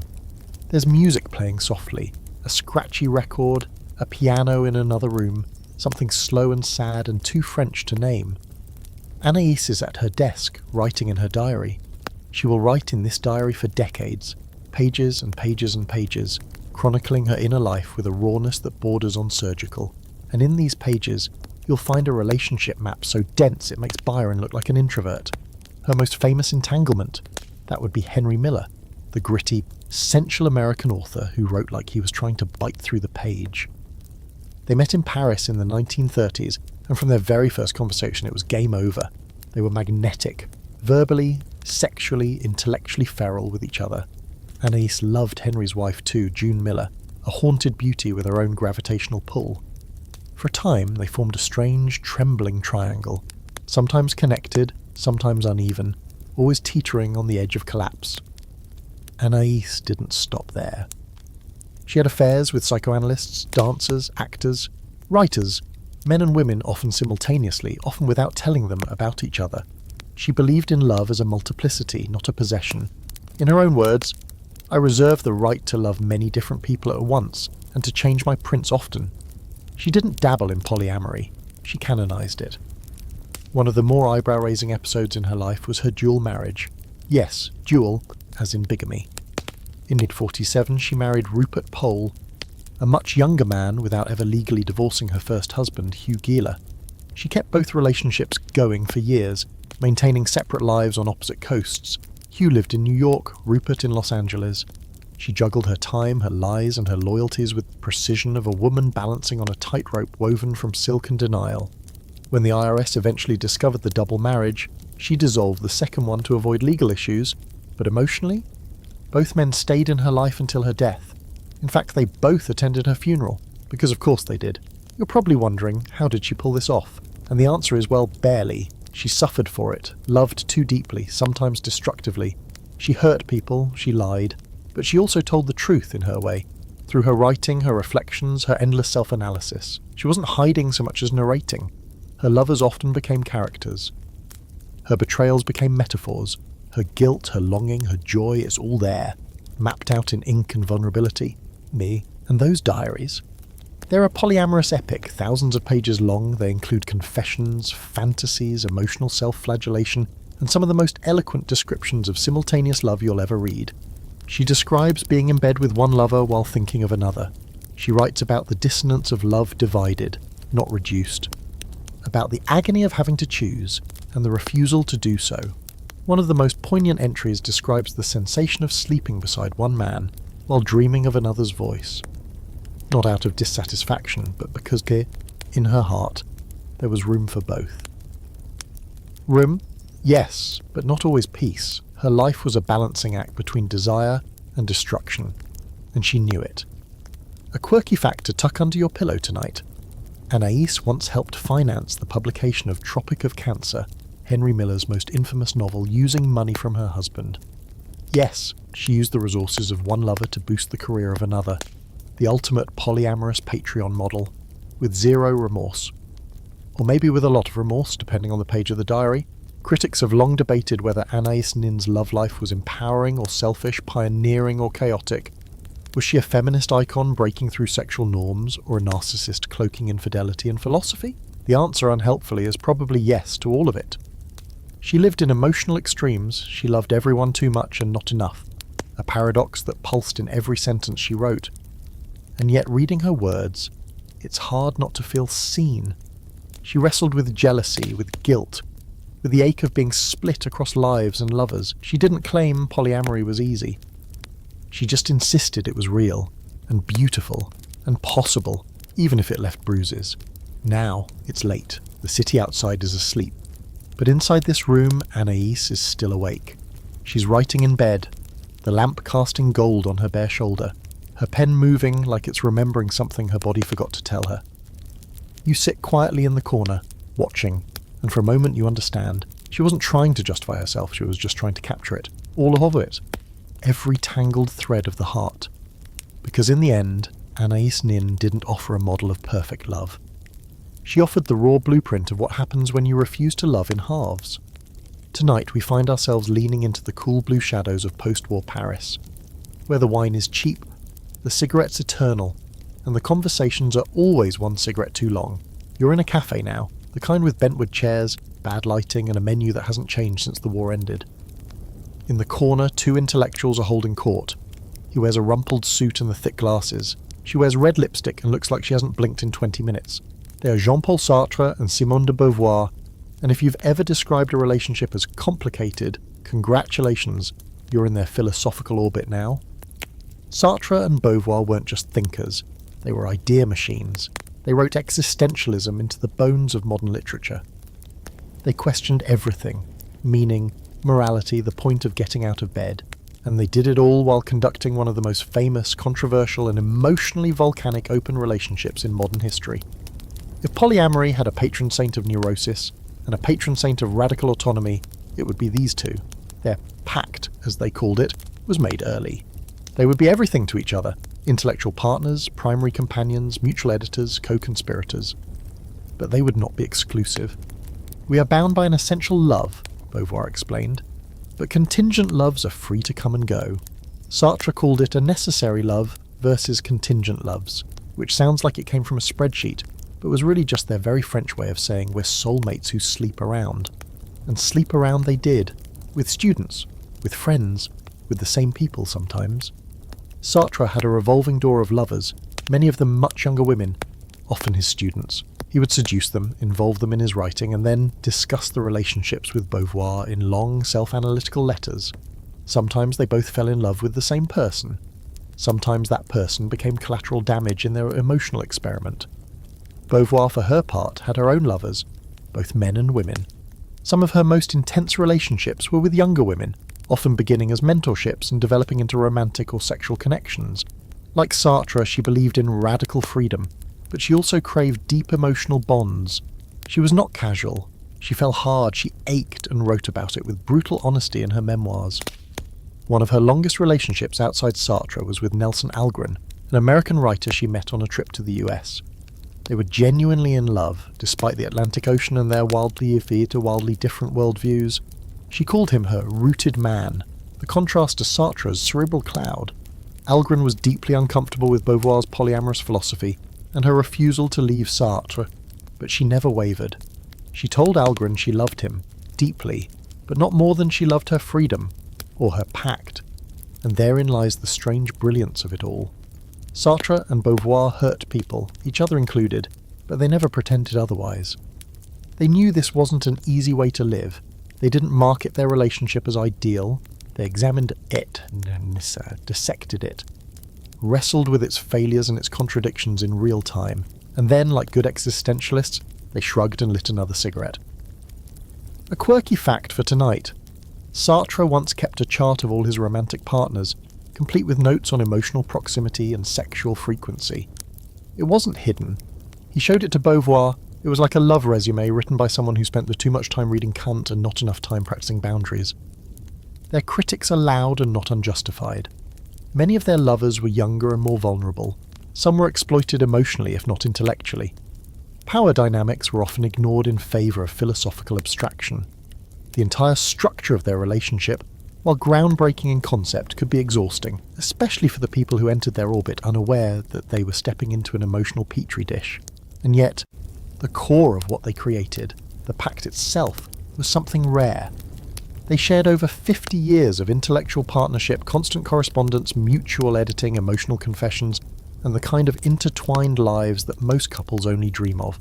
They challenged each other, pushed each other, loved each other in the most anti-sappy, overthink everything kind of way. In the end, they were buried side by side in Montparnasse Cemetery. Visitors still leave lipstick kisses on her grave, pens on his. It's a kind of poetic justice. They built their entire lives on the belief that you could define your own meaning, your own morality, your own map of love. And whether or not they succeeded is almost beside the point. They tried. Now you're still in that cafe. The ashtray is full. The wine bottle is empty. Sartre is ranting about bad faith. Beauvoir is scribbling something fierce and beautiful in her notebook. Across from them, a woman in her 20s is staring at both of them with awe and a vague sense of emotional doom. And the air between them all crackles, not with romance in the traditional sense, but with the impossible weight of people who believe that love, too, must be free, must be earned, must be chosen every single day, even if that day looks nothing like the last, and as you sit there listening, you feel it. This was love not as comfort but as revolution, not as security but as philosophy. It's not always a story to admire, but it's always one worth understanding. The mood shifts now, richer, warmer. A little more oil paint under the fingernails and wine spilled on the studio floor. You're in early 20th century Paris again, because of course you are, this time drifting into the smoke and muse-filled world of Pablo Picasso. You know the name, you've seen the paintings. You may have even rolled your eyes at the way he's discussed, half revered, half scolded. But what gets lost in the art history shuffle is this. Picasso lived as if love were an endless buffet, and he was determined to sample every dish, twice. Even if he never learned anyone's name, he didn't believe in limits, not on canvas, not in life, and certainly not in love, or at least in having it. You find him barefoot in his Montmartre studio, surrounded by half-finished canvases, open wine bottles, and women. Always women, often several at once. He's magnetic, infuriating, half-charming, half-terrifying. He speaks in riddles, laughs like he knows something you don't, and stares at people like he's already deciding how they'll look in blue or rose or cubist fragments. He doesn't flirt, he possesses, and he does it with brushstrokes, not words. Picasso's love life is legendary, not just because of how many women he loved, but because of how many he loved at the same time. He was, in effect, a one-man polycule, always overlapping, never waiting for clean exits before new entrances. His affairs weren't whispers, they were painted into the walls. He once said, "Love is the greatest refreshment in life." But what he didn't say out loud was that he preferred it served in multiples. His earliest great love was Fernanda Olivier, who appears in dozens of his early works. They lived together during his bohemian phase through poverty and illness and artistic awakening. But even during this intense partnership, he was wandering. Fernando once said Picasso had a brutal tenderness. He'd paint her with reverence one day and ignore her the next. Their bond fizzled as his fame grew and other women stepped into the frame. Then came Olga Khokhlova, a Russian ballerina who became his first wife. Their marriage was technically monogamous at first, but emotionally, Picasso was already compartmentalizing. While Olga raised their son, he began pursuing other women. He met Marie-Thérèse Walter when she was just 17, he was 45, and began a long affair that coexisted with his marriage for years. She became both his model and his muse, and he painted her obsessively, always in soft curves and glowing colours, while simultaneously hiding her existence from Olga. But then he met Dora Maar, a surrealist photographer, fiercely intelligent and unafraid to challenge him. While still with Marie-Thérèse, Picasso began a relationship with Dora. At one point, both women reportedly confronted each other in his studio and fought. Picasso, ever the voyeur, claimed to have just watched and enjoyed the show. It's a terrible story, honestly, one that speaks volumes about his view of women as both inspiration and battlefield. And then, while still entangled with Dora, he met Françoise Gillot, a much younger painter who had become the mother of 2 of his children. He painted her, yes, but he also tried to control her, like all the others. The difference? Well, she eventually left, walked out, survived. Françoise once said, "When I left Picasso," he said, "you think people will be interested in you. They won't. They'll only be interested in me." To which she basically said, "Watch me."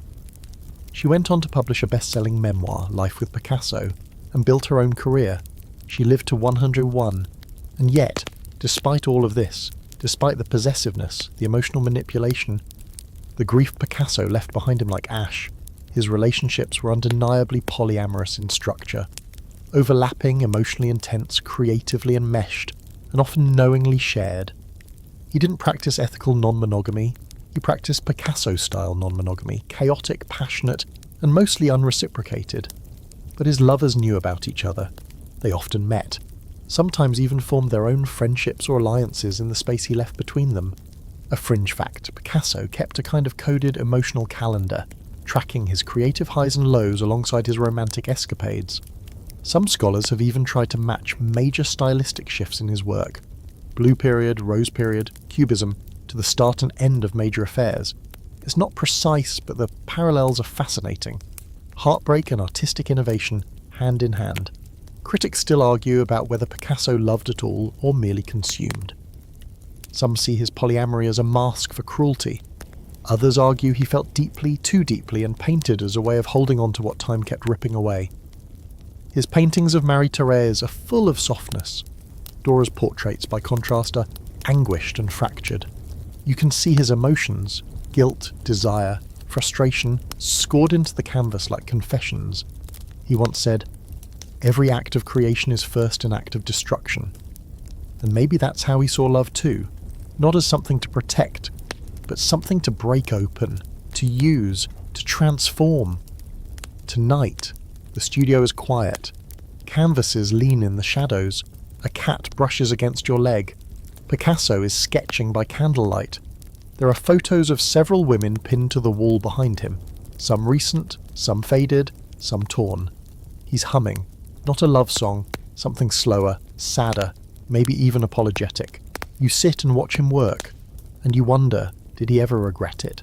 The overlapping hearts, the shattered trust, the wild devotion he so often left behind him? Or was it all just part of the painting? Whatever the truth, one thing is certain. Picasso didn't just live polyamorously. He immortalized it, frame by frame, lover by lover, until the whole canvas was filled with ghosts.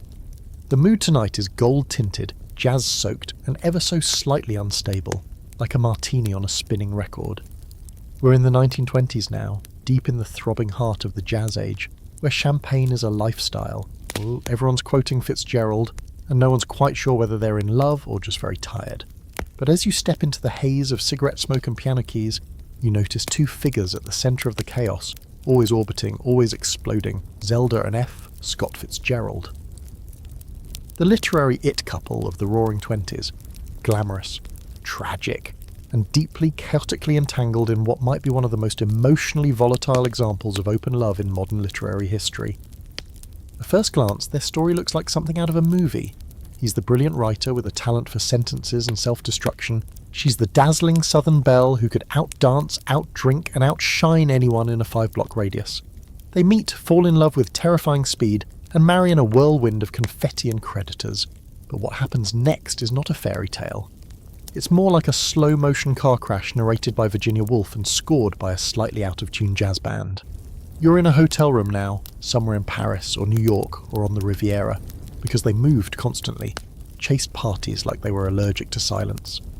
Scott is passed out or writing or both. Zelda is in the mirror, adjusting a feathered headpiece, wondering whether she should run away with the pilot she met last night. The line between flirtation and infidelity has already blurred beyond recognition. Let's be clear, Zelda and Scott loved each other. Deeply, desperately, but they also resented each other, competed with each other, and dragged one another down in public and in private. And in the middle of that tug of war there were always other people, other lovers, other stories, never quite acknowledged but always lurking in the margins. Zelda was bold, she flirted outrageously, danced with strangers until dawn, and had at least one confirmed affair with a French aviator named Edouard Jozin during the couple's time in the south of France. Some say it was emotional, others say it was physical. Either way, she told Scott she wanted a divorce. He refused. The marriage limped forward, wounded but still standing. Scott, for his part, was no innocent. He had affairs with actresses and writers, and emotionally relied on other women during Zelda's long mental health struggles. He famously grew close to Sheila Graham, a Hollywood gossip columnist, during the last years of his life, when Zelda was institutionalized and Scott was drinking himself toward oblivion. But even in those final days, he was still writing about Zelda, still obsessed, still tangled in the net they never quite cut loose. Their polyamory, if you can call it that, wasn't structured. It wasn't agreed upon, it was reactive, emotional, driven by ego and desperation and the unbearable pressure of trying to be everything to one another while also being artists, parents, and public figures. But it was polyamorous in spirit, multiple loves, layered loyalties, overlapping intimacies that neither fully admitted, but both absolutely enacted. A fringe detail for your dreamy little archive. Zelda once applied to be a ballerina in Italy at age 27, which, in ballet terms, is like trying to join NASA after failing math class twice. She trained obsessively, injured herself repeatedly, and wrote strange, beautiful letters to various men during that time. Some possibly romantic, some clearly attempts at forging something outside the gravitational pull of Scott. And yet, they never truly separated, not emotionally. Even when Zelda was hospitalized for schizophrenia, a diagnosis modern scholars continue to question, Scott visited her, wrote to her, kept editing her work even as he ignored her voice. They fought on the page, in letters through fiction. Tender. The Night is essentially a literary crime scene with Zelda's fingerprints all over it. Her own novel, Save Me the Waltz, tells the same story from her perspective, and Scott hated it, claimed it borrowed too much from their life, as if the life they shared could belong to just one of them. It's easy to romanticize them, Zelda in her beaded gowns, Scott scribbling away in some Paris cafe, but the truth is messier, sadder, and far more interesting. They were two people who loved each other more than they could bear, who hurt each other in every way possible, who kept trying to escape and kept returning, who loved other people, often in secret, often in anger, and never with the kind of honesty or structure we associate with healthy polyamory. But they did love more than one person, simultaneously, deeply, catastrophically. There's debate, as always, about whether Zelda was ever truly free to explore her own desires, whether Scott deliberately sabotaged her writing career, whether her madness was medical or marital. Some scholars see her as a victim, others as a co-architect of their collapse. The truth, once again, is likely both. They destroyed each other, yes, but they also created something eternal, flawed but unforgettable. Now, picture a ballroom at midnight. The chandeliers are still swaying, the band is packing up, and Zelda is dancing alone, barefoot, her lipstick smudged. Across the room, Scott watches, drink in hand, smiling like it hurts. Outside, another city waits, another affair, another morning where they'll try again, or not.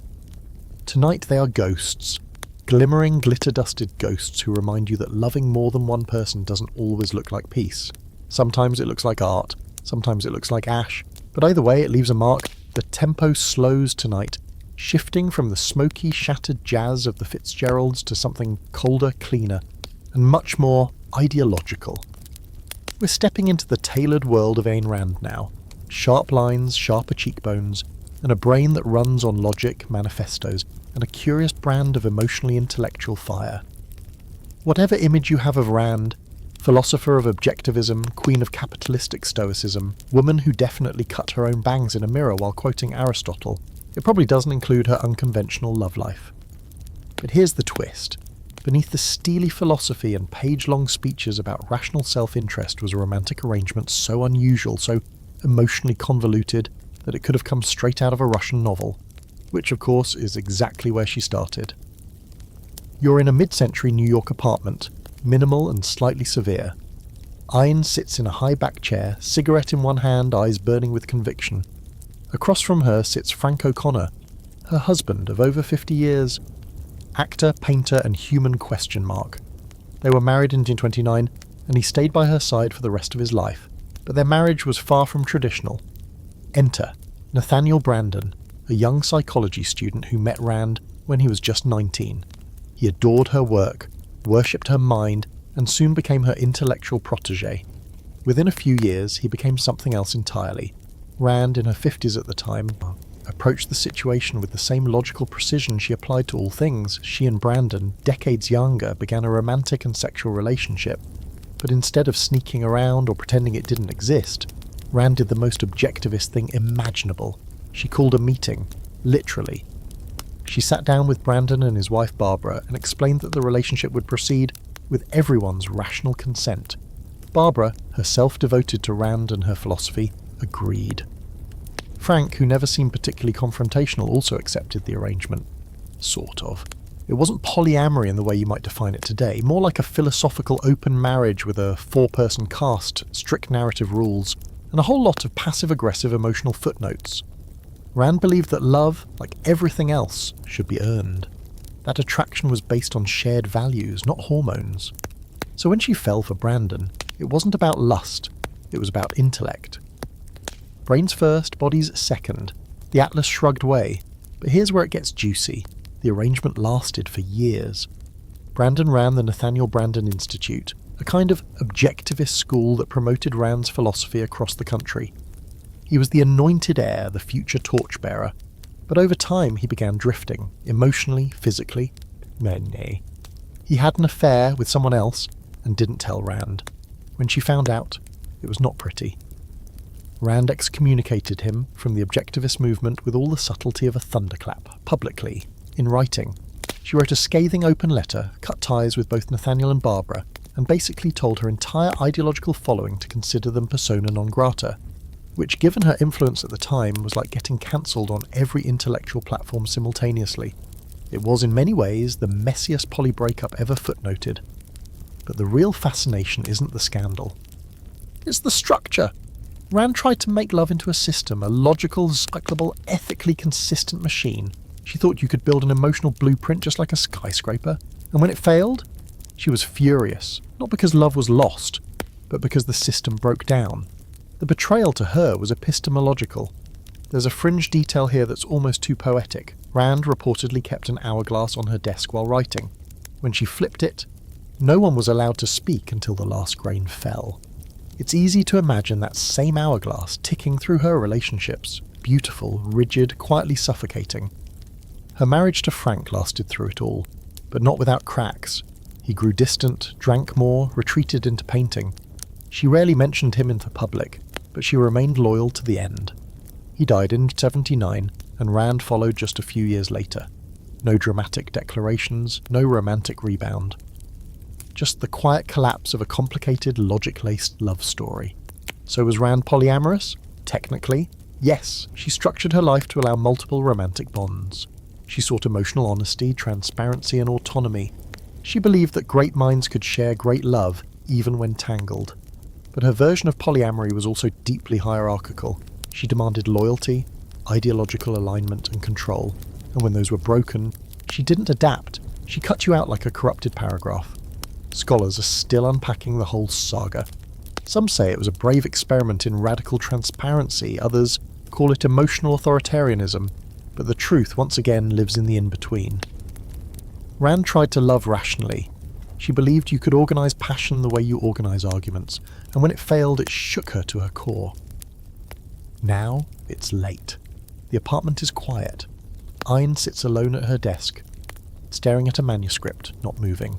The cigarette in her hand has gone cold. Somewhere behind her there's a photo of Frank, a letter from Nathaniel folded too many times. The room is full of books and silence, and beneath all the philosophy, all the manifestos, all the earned love and clean lines, you can still feel it. The ache, the question she never answered, the part of the system that refused to obey, because even when you try to love like a mind, you still break like a heart. Tonight, the streets are dim and damp with rain, but warm light spills from a jazz bar near the Seine. You're in post-war Paris again. No surprise there, it always seems to be Paris when stories get messy, brilliant, and full of impossible love. This time you're looking for James Baldwin. Not the myth, not the image carved into college syllabi, but the man, vulnerable, powerful, and utterly unapologetic in his desire to love across all lines. Baldwin didn't just write about freedom. He lived it, politically, emotionally, romantically. And when it comes to polyamorous minds in history, his name deserves more than just a whisper. You find him in a smoky cafe, hunched over a glass of wine, gesturing with a cigarette as he argues about Camus with someone who's already half in love with him. There's always someone, because Baldwin, even in silence, radiated a kind of intensity that drew people in. He made you feel seen. That was his magic. And when he loved, he did it without apology, no matter the gender, the colour, the passport, or the societal cost. Baldwin left the United States in 1948, at just 24, to escape the crushing racism, homophobia, and spiritual suffocation of mid-century America. He found in Paris something more than freedom. It was possibility. In exile, he wasn't just surviving, he was experimenting with art, with identity, with connection.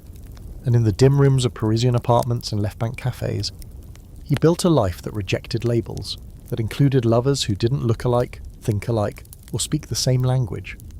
But what they shared was a kind of radical honesty, sometimes joyful, sometimes brutal. There wasn't one great love in Baldwin's life. There were many, some named, some not. Lucien Happersberger was one of the first, Swiss, charming, messy. They met in the early Paris days, and Lucien became Baldwin's first major love. The relationship didn't last, but the impact echoed. Baldwin wrote about him later in fiction, always with tendinitis edged in ache. And then came Bernard Hassel, an African-American performer, with whom Baldwin shared an apartment in New York and a kind of creative domesticity that looked for a while like home. But Baldwin never settled into monogamy, not because he feared commitment, but because his heart refused simplification. He believed love was political, that the way we connected with others was a rebellion against every structure that tried to divide us. And in his own life he refused to be divided. He loved men. He had emotional and romantic relationships with women too. He wrote that his first sexual experience was with a woman, and that she gave him a measure of peace. But he also admitted he never felt able to give women what they needed, that he loved them in a way that didn't fit. And yet, his most meaningful bonds often blurred those lines. Many of his closest relationships were with women who became platonic partners in every sense except sexual. Maya Angelou, Nina Simone, Lorraine Hansberry. These were soulmates, just not the kind you put rings on. He and Hansberry especially shared a bond that was urgent, political, and loving in a way that defied easy classification. She died young, and Baldwin never stopped writing about her. Was it polyamory in the way we define it now? Probably not in structure. There were no Google calendars, no cohabitation polycules in matching bathrobes. But Baldwin's life was layered with multiple simultaneous loves. Some sexual, some romantic, some spiritual. And more importantly, it was all done out loud. He didn't hide, he didn't apologise. He lived love like he lived everything else, unshrinkable. A particularly curious detail. In the 1960s, while deeply involved in the civil rights movement, Baldwin was also involved with two men, both artists, both aware of each other. They weren't a couple, but they weren't unaware. And Baldwin, true to form, didn't try to make it tidy. He simply allowed it to exist, to unfold. He once said, "Love takes off the masks we fear we cannot live without and know we cannot live within." And that's exactly how he loved, with the masks off. But it wasn't without pain. Baldwin felt deeply. He He was often lonely, often exhausted by the burden of being the voice of truth in a world built on denial. He longed for connection, for someone who would understand the whole of him, artist, activist, exile, lover. And while he had many people who touched parts of that whole, perhaps no one ever got it all, but that didn't stop him from trying, or from offering the same in return. Scholars still debate whether Baldwin's openness was revolutionary or simply practical, a man finding freedom wherever he could. But maybe it doesn't matter. What he lived was a kind of emotional polyamory that few others could articulate so beautifully. Love as a conversation, love as defiance, love as truth-telling. Now, the night has stretched long. Baldwin sits alone at the edge of the bar, the last drag of his cigarette glowing in the dark. He scribbles something on a napkin.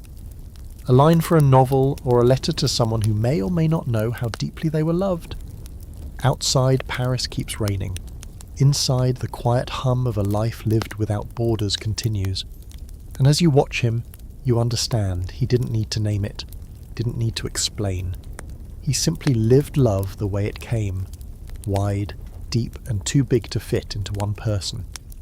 The evening turns clinical now, at least on the surface. The soft jazz fades, replaced by the tidy clink of glass slides and the steady hum of research equipment. But don't get too comfortable. Tonight we're stepping into the lab of Alfred Kinsey, the man who taught America how much it didn't know about sex. A biologist by training, Kinsey became a revolutionary by accident, and while his famous reports changed public conversations forever, his personal life, quietly, methodically polyamorous, remains one of the most fascinating and under-discussed blueprints for how a genius mind chose to love outside the lines.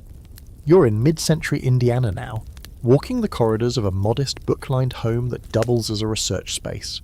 The decor is plain, the lighting a little harsh, and everything smells faintly of pipe tobacco and academic panic. Kinsey, dressed like a high school principal, is pacing a room full of file cabinets.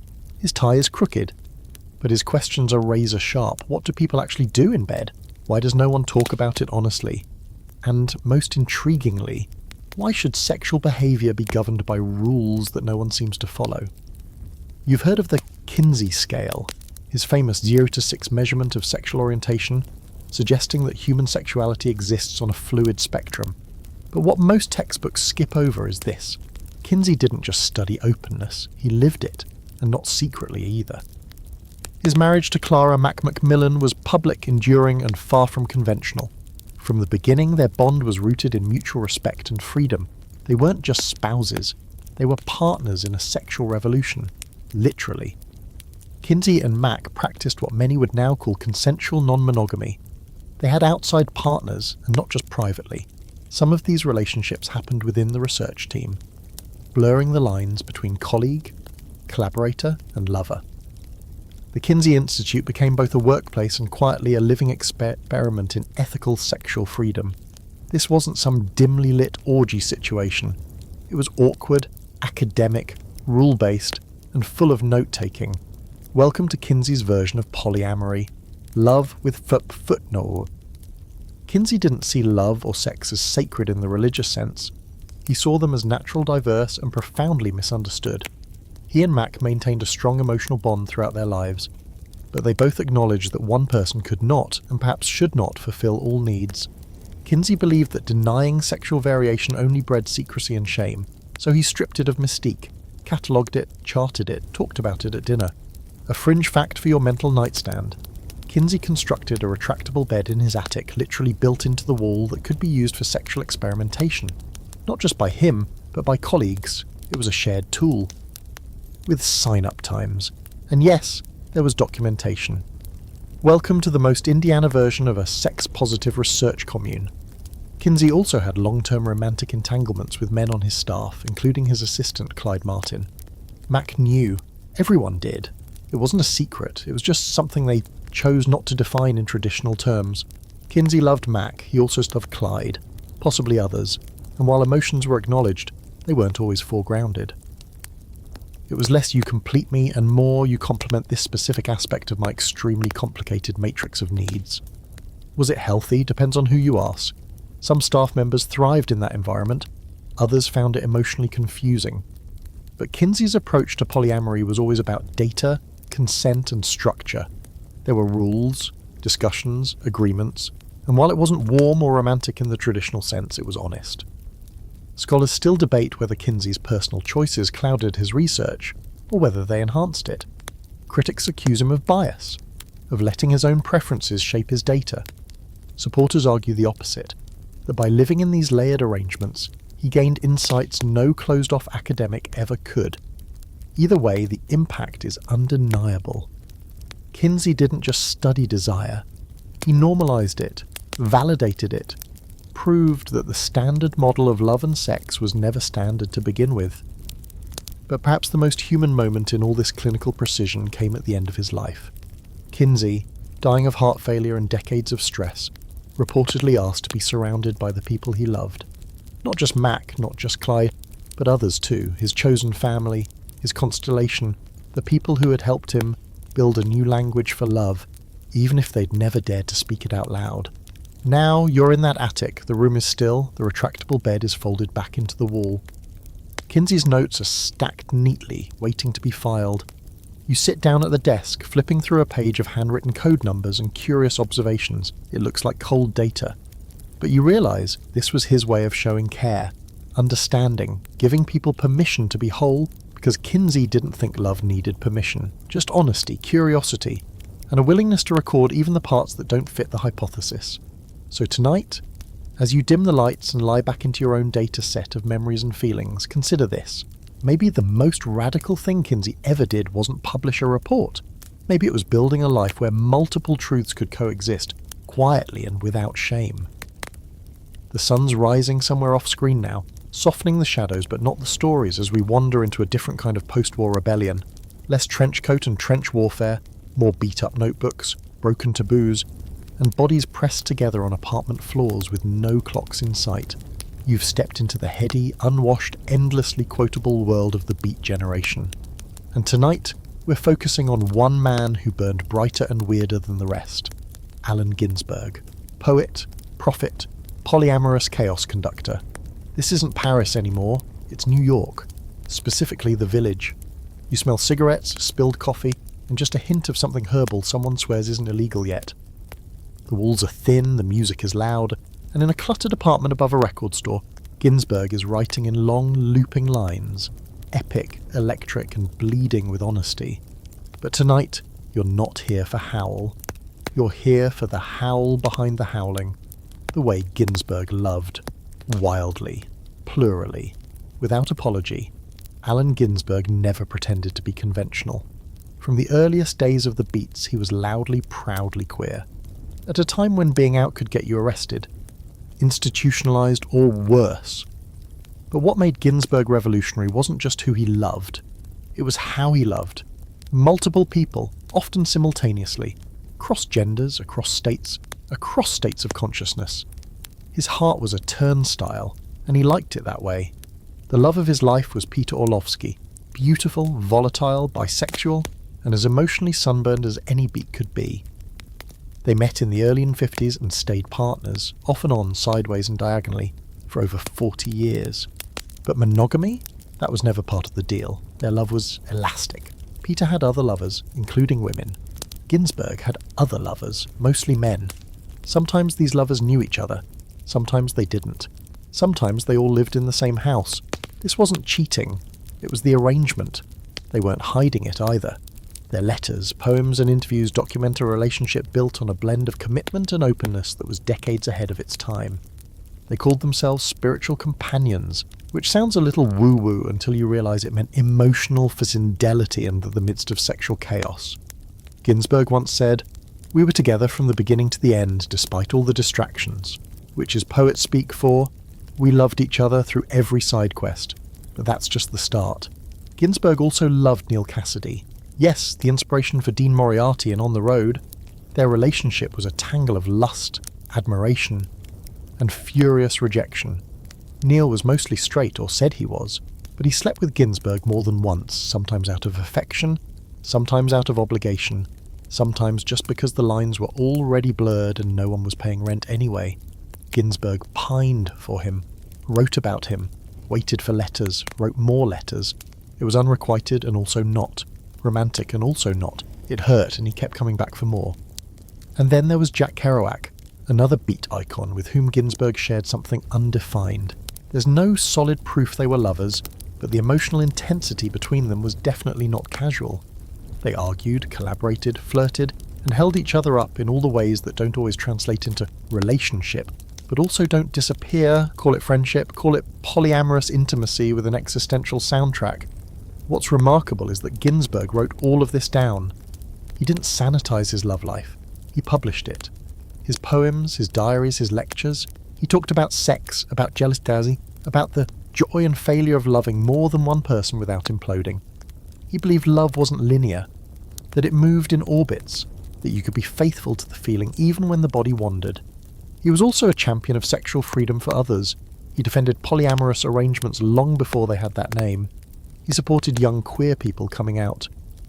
He fought for visibility, and he did it while living the mess himself, never on a pedestal, always in the dirt with the rest of us, trying to love people who didn't always love him back the way he wanted. Particularly quirky detail, Ginsberg and Orlovsky once lived in a communal apartment with several lovers and friends in San Francisco, sharing everything: space, food, intimacy. It was the original open-concept relationship. No walls, no doors, just vibes and probably way too many half-read copies of the Tibetan Book of the Dead. But it wasn't all free love and finger symbols. There were consequences.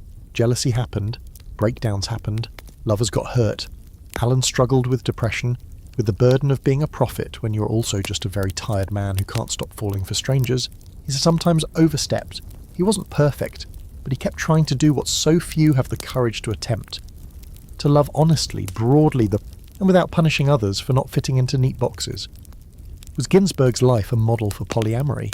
Maybe not in logistics, but absolutely in spirit. He never claimed it was easy, but he did show that it was possible, that love doesn't have to be either or, that your heart doesn't explode just because it loves two people at once. That connection, real connection, can exist beyond convention, and still carry meaning even after the night ends. Now, you're back in that apartment above the record store. It's quiet. Peter's asleep in the next room. There's a pile of handwritten poems on the floor, half covered by someone else's sweater. Ginsberg sits at the window, looking out at the city. He's humming something, maybe chanting, maybe praying, and in that moment you understand. He didn't want to be a guru. He just wanted to say it plainly, that love, in all its forms, messy, unbalanced, overlapping, unfinished, is worth writing down. Worth living, worth sharing, even if it doesn't rhyme. Tonight we follow the music, not the dusty, velvet-draped echoes of the jazz age, or the experimental hum of beat poetry, but something lighter, floating downhill on a breeze thick with eucalyptus and old guitar strings. Welcome to Laurel Canyon in the late 60s, where the air is a little too sweet and the hearts are a little too open. Everyone here seems to be half famous, barefoot, and sleeping with each other. And at the very centre of it all is Joni Mitchell, scribbling lyrics in a sun-dappled kitchen, singing about love as if she's trying to trap lightning in a wine glass. You have just walked into a place where every conversation sounds like a song, and every song is about someone in the room. Joni's house isn't big or fancy. There's a mattress on the floor, some incense burning, a few stray cats sleeping on manuscripts. But there's always someone around. A lover, a fellow songwriter. Someone's ex, now turned in muse. If you're looking for a crash course in quiet, folky polyamory, this is it. Joni Mitchell was never just part of the Laurel Canyon scene, she was its gravitational centre. And while she's often remembered for her unmatched lyrics and haunting melodies, Joni's personal life was just as nuanced. She loved widely, deeply, often painfully, and rarely one person at a time. If you were one of her lovers, chances are she wrote a song about you. If you were lucky to know, it was gentle. If you weren't, well, hope you enjoyed being immortalised in blue. One of her earliest and most significant entanglements was with Graham Nash of Crosby, Stills and Nash. They lived together for a while in her house on Lookout Mountain, sharing songs and cinnamon toast and a dream of simple domestic happiness. But Joni wasn't built for simplicity. Nash wanted marriage. Joni wanted freedom. When she ended the relationship, it wasn't because she didn't love him. It was because she loved herself, her work, her space and her autonomy more. Before, during and after Nash, there were others. Leonard Cohen, David Crosby, James Taylor, Jackson Browne. They weren't just passing flings. They were meaningful, overlapping, emotionally charged relationships that fed her songwriting and her sense of identity. She didn't cheat. She didn't hide. But she also didn't fit neatly into the kind of monogamous narrative expected of women, even artistic women in the 60s and 70s. She was always writing love songs with multiple people in mind, and sometimes those people were sleeping in the next room. A fringe fact for your dream journal tonight. Joni once dated two men from the same band, David Crosby and then Graham Nash, while maintaining friendships with both and attending recording sessions with everyone still being kind of okay about it. Only in Laurel Canyon could a breakup lead directly to a three-part harmony. But don't let the sunshine and open windows fool you. Joni's version of polyamory wasn't carefree. It was complex. She felt heartbreak intensely, often more than the men she left behind. Her lyrics are filled with guilt, longing, vulnerability, and a kind of exhausted acceptance. She once said that freedom to her meant not owning anyone and not being owned, but even she admitted that loving many people at once can be both liberating and deeply, deeply lonely. She was also part of a larger cultural moment, a brief shimmering era when non-monogamy wasn't just possible, but expected among artists. The Laurel Canyon scene was a tangle of overlapping relationships, emotional entanglements, and awkward parties where your ex showed up with your next. People shared beds, guitars, poems, and sometimes heartbreak, but there was also a shared understanding that love didn't have to come in single servings. Still, not everyone made it out clean. Some felt used, others left broken. Not everyone who played in the open field of free love had the emotional vocabulary to navigate it well, but Joni, always self-aware, folded these truths into her work. Her music became a living archive of polyamorous experience. Songs like A Case of You and River show both the joy of loving multiple people and the cost of never quite belonging to just one. There's debate, of course, about whether Joni's lifestyle was truly polyamorous in the contemporary sense. She didn't live with multiple partners at once. She didn't describe her relationships using terms like ethical non-monogamy, but in practice, she rotated lovers, maintained emotional connections after romantic ones ended, and honoured the complexity of her relationships without pretending they were anything other than multifaceted. She was, in a sense, polyamorous in prose and monogamous in poetry, and then flipped the switch just to see what would happen. Now you're sitting on her porch as dusk rolls in, the sky turning that dreamy California gold. Inside, someone's strumming a guitar. A half-finished painting leans against the door. A teacup sits on the windowsill, abandoned mid-thought. Joni walks past, barefoot, humming something that doesn't exist yet. She glances at you as if to say, don't try to name it. And that's the thing. She never tried to define it. Her relationships weren't declarations. They were songs. Sometimes short, sometimes long, sometimes leaving behind a melody no one could forget. Because to Joni Mitchell, love was a chorus, meant to be sung more than once, meant to be harmonised, even when the notes were slightly out of tune. The vibe tonight is cosmic. Not in the spiritual retreat with crystals kind of way, but in the we're all made of star stuff and also possibly dating each other kind of way. You're hovering somewhere between the rings of Saturn and a cluttered Cornell office, following the orbit of a man who made the universe feel small enough to hold in your hands. Carl Sagan, the turtle-necked prophet of PBS, the man who whispered billions and billions and made you feel like maybe science wasn't cold at all, but romantic in a way that had nothing to do with candles and everything to do with connection. And yes, believe it or not, even Carl Sagan dabbled in polyamory. Quietly, thoughtfully, universally. You're in a dim lecture hall now, the chalkboard covered in equations. Sagan is at the front, gesturing with his hands like he's sculpting gravity. His voice is calm, almost lullaby-like, and he's talking about pulsars with the same emotional tone most people reserve for love letters. But behind the cosmic metaphors and the tailored blazers is a man whose own understanding of love was just as expansive as his understanding of time and space. Carl Sagan was married 3 times. That much is well documented. But what's less known is how those relationships, especially the third, were far more flexible than the average "till death do us part" script. His final marriage, to Anne Druyan, was both a romantic and intellectual fusion of epic proportions. She wasn't just his wife, she was his co-author, his co-producer, his fellow stargazer. And together they redefined what a scientific soulmate could look like. But even before Anne, Sagan's emotional world was full of layered attachments. His earlier marriages, though less collaborative in the public eye, weren't tidy endings followed by new beginnings. They overlapped emotionally, sometimes even socially. Sagan wasn't reckless with love. He just didn't believe it had needed to obey time as rigidly as the rest of us did, which, given his obsession with relativity, feels on brand. With Anne, though, things deepened. They met during the production of Cosmos, when she was helping design the Golden Record. Yes, that Golden Record, the one floating out beyond Pluto with whale songs, greetings in 55 languages, and a recording of Anne's brainwaves at the moment she realised she was falling in love with Carl. If that's not peak science nerd polyamory energy, I don't know what is. Their partnership was polyamorous in philosophy, if not always in practice. They believed in emotional openness, in honouring past loves, and in resisting the binary thinking that says one person must be everything. Sagan once described love as a recognition of the cosmos in another person. Not exclusive, not possessive, expansive. There are whispers. Soft, respectful whispers that their relationship may have included other partners over the years. Collaborators, close friends, kindred minds. Nothing scandalous, nothing chaotic. Just quiet, consensual love without sharp corners. They didn't advertise it. They didn't hide it either. They lived in such deep sync that their connection made space for more, not less, affection. A fringe detail to fold into your blanket tonight. When the Golden Record was being assembled, Anne insisted on including the brainwaves of a human experiencing love.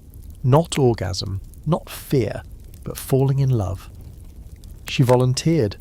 She lay down in a neural recording lab, her thoughts swirling with Carl, and let the machine capture the electrical fingerprint of devotion. That signal is now over 14 billion miles from Earth, the furthest travelled love letter in human history. Sagan's view of the universe was always romantic, just not in the flowers and chocolates way. He spoke of interstellar travel like an act of longing, of evolution, like a story of connection. He didn't write love poems, he translated them into science. His work suggested that life wasn't rare, that connection wasn't limited to what we could see or hold, and he carried that same worldview into his relationships. Was he a poster child for polyamory? Not in the classic sense. There were no dramatic declarations, no manifestos or memoirs. But his life, his intimate life, reflected the same values he brought to science: curiosity, openness, awe, and a willingness to challenge traditional models, even the model of one heart, one home, one forever. Scholars tend to focus on his scientific legacy, of course, the Voyager missions, the pale blue dot. But Anne Druyan, still alive and still luminous in her own right, has spoken often about their bond, and how love, to both of them, was never a cage. "We knew," she once said, "that love should be bigger than that." And it was, so now you're sitting beneath a planetarium dome, the stars slowly spinning above. There's a voice playing in your earbuds, Sagan's voice, soft and certain, describing the immensity of the cosmos. You close your eyes, and in that moment you feel it, that love doesn't have to be smaller than the universe. It can be the universe, layered, infinite, quietly orbiting the ones we've loved, the ones we still do, and the ones we haven't even met yet. Because if space has room for billions of galaxies, maybe your heart has room for more than one world at a time. The air tonight tastes like ink and red wine, thick, heady, laced with something sharp underneath. You're in London now, or maybe in Bristol, or maybe some nowhere cottage on the edge of everything. There are books stacked on best books. The fireplace is crackling, and somewhere upstairs a typewriter is hammering out a sentence that might just break open your understanding of desire. This is the world of Angela Carter, feminist, fabulist, witchy wordsmith of the 20th century. Her work twisted fairy tales into fierce, erotic, blood-spattered feminism, and her life, well, it danced somewhere between the gothic and the radically open. If polyamory had a literary godmother, she might have worn Carter's boots. Angela Carter didn't live her life like a lecture. She lived it like a short story, rich, strange, and unpredictable. Her writing is often discussed in terms of power, subversion, and sexuality, but rarely does anyone talk about how much of that came straight from how she lived and loved. She was no stranger to monogamy, but she wasn't a prisoner of it either. And the deeper you go into her biography, the clearer it becomes. Carter's heart, like her imagination, refused to stay in one room. She married young, in her early 20s, to Paul Carter, a man who supported her writing but didn't quite know what to do with her inner wildfire. Their relationship was intense, intellectual, and, as most first loves tend to be, destined for combustion. In 1969, Angela won a writing prize and used the money to do something most women at the time would never dream of. She left, just left, flew to Tokyo, alone. No plan, no husband, just herself and her hunger for something else. And in Tokyo, things got very Carter. She fell in love with a Japanese man whose name she rarely revealed publicly. Their relationship was intense, erotic, culturally disorienting, and deeply formative. It was, she said later, the first time she understood that she could be the subject, not the object. She was the one who desired, the one who chose. It changed her fiction, and it changed how she approached love. She began to view relationships not as structures, but as performances, fluid, shifting collaborations. After returning to the UK, Carter and Paul divorced quietly. She soon began a relationship with Mark Pierce, a much younger man who was her partner until her death. They never married, they didn't need to, but within that partnership, Carter did not retreat into conventionality. In fact, there's every indication that her life remained open, both intellectually and romantically. Friends and scholars alike hint at relationships with others, overlapping intimacies, and a kind of soft, radical honesty that feels unmistakably polyamorous. Her writing, too, is littered with clues. In The Bloody Chamber, her retellings of fairy tales crack open monogamous assumptions with glee. In her world, beauty doesn't always marry the beast. Sometimes she rides off with another lover. Sometimes she becomes the beast herself. Love is never pure, never singular, always complicated, always plural. In interviews, Carter rejected any single label, feminist, surrealist, romantic, but she spoke freely about desire, multiplicity, and the importance of claiming your own story. She said, "I'm all for putting new wine in old bottles, especially if the pressure of the new wine makes the old bottles explode." That wasn't just her literary philosophy, that was her life. She loved as if she were writing, breaking rules, mixing genres, and embracing every glorious contradiction. A particularly delightful little fact: she and Pierce lived in a slightly ramshackle house in South London, with a garden overrun by roses and notebooks. It wasn't a commune, but friends came and went freely. The household was full of ideas, affection, art, and often blurred lines. Angela welcomed people into her world like characters into a novel. Some stayed for a page, some for chapters. Was this official polyamory? No, not in the formal, negotiated sense.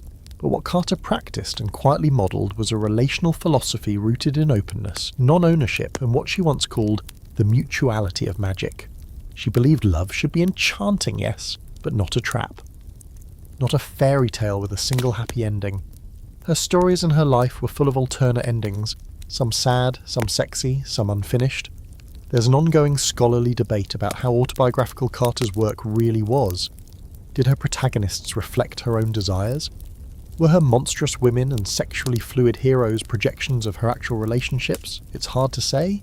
Carter played with masks constantly. But the emotional truth behind her fiction is unmistakable. She knew, intimately, what it meant to love more than one person, sometimes in the same room, sometimes in different cities, always with both curiosity and consequence. Now the fire's low, a storm taps at the windows. Upstairs, her old typewriter rests beneath a blanket of dust. But the pages she left behind are still humming. You can hear them, the stories that dared to imagine a world where the princess doesn't choose between lovers, she becomes her own. Angela Carter didn't build a life of rules. She built a life of choices, of yes and yes again, of hands held in secret, kisses turned into metaphors, and lovers remembered not for what they demanded, but for what they gave her room to become. So tonight, as the wind rattles the garden gate and the past curls up beside you like a cat, remember this. Sometimes polyamory doesn't look like a manifesto. Sometimes it looks like a woman writing fairy tales with lipstick and teeth and daring the world to call it love. Tonight, the lighting is sterile, the mood electric, and somewhere in the background you can hear the faint buzz of a fax machine trying to send a message that no one really wants to read. We're heading into the tech world now, land of ideas, ego, and coffee that taste like ambition. It's the late 20th century, and you're watching an empire take shape from the back of a Palo Alto garage, but beneath the hardware, the press releases, and the TED Talk-friendly branding of genius, there's something more intimate, unspooling, something unexpected. You're in the orbit of one of Silicon Valley's earliest visionaries, Buckminster Fuller. Not just the architect, not just the futurist, but a man who, while designing domes and dreaming of utopias, lived a personal life that quietly resisted the romantic status quo. Now, okay, Bucky Fuller isn't exactly a household name for spicy romance. He's the guy behind the geodesic dome, the Dymaxion car, and approximately 14 dozen books filled with diagrams that look like they were smuggled out of a Martian think tank. But peel back the geometry and the guru speak, and you find something surprising. A man who believed in emotional ecosystems just as much as structural ones. A man who, though married for over 50 years, quietly supported the idea that love could be expansive, multinodal, non-linear. You're in his studio now. It smells like paper, ink, and maybe a little ozone. Fuller is hunched over a sketch, his glasses halfway down his nose, explaining something about tensegrity with the enthusiasm of someone who's forgotten to eat for 12 hours. His wife, Anne Hewlett Fuller, sits nearby, calmly sipping tea, used to this level of intense monologue. Their marriage was legendary for its stability, but also for its openness. Not the kind that's shouted from rooftops, but the kind that's quietly woven into the fabric of a life too big to fit into one box. There's no diary of his lovers, no spicy letters tucked away in the Library of Congress, but among close friends and biographers, it's widely understood. Buckminster Fuller maintained multiple deep emotional and intellectual relationships outside his marriage, sometimes platonic, sometimes more, sometimes with collaborators, sometimes with the students. And through it all, Anne remained his anchor, his co-conspirator, not his warden. He once said, "You never change things by fighting the existing reality. To change something, build a new model." And that's exactly what he did, with structures, with cities, and yes, with relationships. He didn't dismantle traditional love, he just built around it, expanded it, added more rooms. His concept of synergetics, the study of systems in transformation, applied as much to people as it did to architecture. He believed that humans were nodes in a vast web of energetic relationships, always influencing, always evolving. Love then wasn't a fixed point. It was a network. One person couldn't be the source of all meaning, but they could be a vital centre. Anne, for her part, wasn't passive in this. She was an artist in her own right, a thinker, a writer. She understood what he was trying to build, figuratively and literally, and while she didn't engage in the same kind of relational exploration, she made space for his. Their correspondence is respectful, warm, and strikingly modern. There's no evidence of jealousy, no moral panic, just mutual commitment to a shared vision, even when that vision occasionally included other people. Here's a fringe fact for your late-night trivia bank. Fuller kept a detailed diary every 15 minutes for decades. Yes, every 15 minutes. Documenting what he was doing, thinking, observing. It was called the Dymaxion Chronophile, and it amounted to tens of thousands of pages. In it, scattered between notes on architectural theory and solar power, are curious poetic reflections on love, intimacy, and connection. Not scandalous, but unmistakably polyaware. He didn't write about who he loved, but he did write about how. The debate, of course, is whether this lifestyle was ethical or simply eccentric, whether Anne truly felt empowered or quietly sidelined, whether his vision of openness came with vulnerability or just diffusion. But the truth likely lies, as always, in the space between. Buckminster Fuller's polyamory was less about bodies and more about bandwidth, less about romantic rebellion and more about energetic honesty. He didn't build domes to impress mistresses. He built them because he believed in space, literal and emotional, as a shared resource. And in that spirit, his love life wasn't a rupture from his ideals, it was an extension. If the world, he believed, could be redesigned for equity, efficiency and harmony, why couldn't relationships? Now the lights dim in the studio, the air is silly. Fuller leans back in his chair, exhausted but content. Anne walks over, touches his shoulder, and says something only they understand. A blueprint rolls off the desk and settles on the floor, like a soft exhale. You sit quietly in the corner, watching, and realise nothing about their life was ordinary, but everything about it felt chosen. Polyamory, in Fuller's case, wasn't a headline, it was a schematic. A life lived as a kind of human geometry, spacious, flexible, quietly daring. He didn't seek chaos. He sought balance, and maybe, just maybe, he found it. Because sometimes love isn't a triangle, it's a dome. Now the world gets louder, The air is thinner. You're climbing higher, up to stage, backstage, and finally into the spotlight where every feeling is turned up to 11, and nothing, absolutely nothing, is subtle. You're standing at the edge of a stage in the late 20th century, staring into a crowd that's already screaming your name even though they have no idea who you really are. Because tonight we're closing our journey with someone who lived polyamory like a guitar solo, improvised, intense, and often way too loud to ignore. Welcome to the gloriously tangled, neon-lit love life of Freddie Mercury. You know the icon, the moustache, the swagger, the way he struts across the stage like he owns not just the spotlight but the entire galaxy behind it. But underneath all that was a man constantly negotiating love, loneliness, and identity. Freddie wasn't just flamboyant, he was fluid, in every sense, musically, sexually, romantically, and the way he navigated his relationships? Well, it wasn't traditional, it wasn't clean, it wasn't even labelled, but it was, without question, polyamorous in practice, if not by name. You're backstage now, the show just ended. Sweat still drying on the mic stand, Freddie is pouring himself a glass of champagne, surrounded by friends, lovers, assistants, musicians, and people he's only met tonight. And somewhere in the mix, always, is Mary Austin, the woman who was both his anchor and his enigma, his soulmate, his first great love, and, despite all the layers and labels, the person he called his common-law wife. Their relationship defies categorization. They were lovers at first, young, fierce, intimate, but when Freddie came to terms with his attraction to men, he didn't leave her. He redefined the relationship. They stopped being romantic, but they never stopped being devoted. He bought her a house, left her most of his fortune, called her the love of his life. She stayed by his side through every album, every scandal, every heartbreak.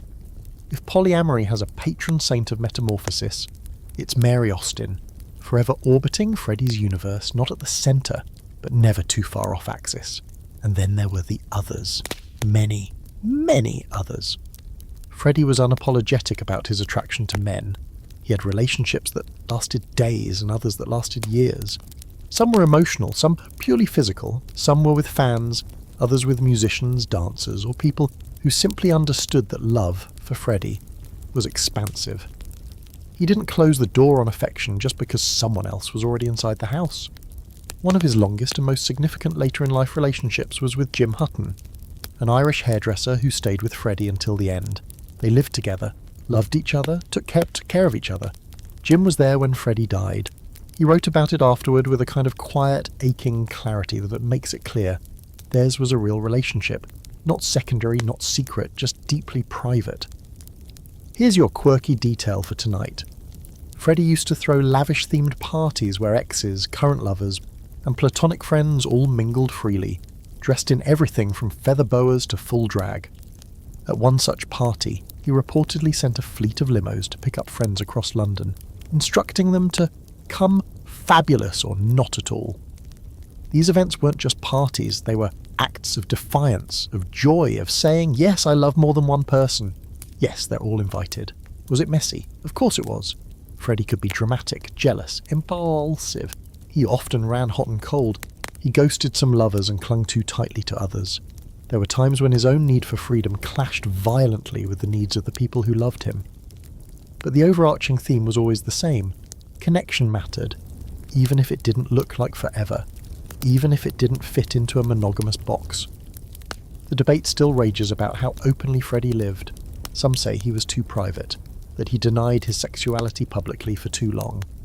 Others say he did what he had to in a world that wasn't ready, that he expressed his truth through his music, through the people he kept close, and through the way he kept loving, even when the world tried to narrow him down to a headline. But those who knew him agree on this. Freddie Mercury loved in multiple directions, simultaneously, sometimes clumsily, often beautifully. His heart was a house with too many windows, and he kept them open even when the weather turned cruel. Now, it's late. The dressing room is emptying out. The sequins have been shed, the eyeliner's smudged.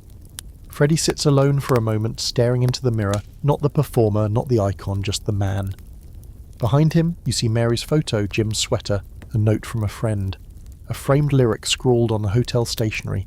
None of these things cancel the others out. They just coexist, quietly, honestly, without apology, and maybe that's the quiet truth we've been circling all along.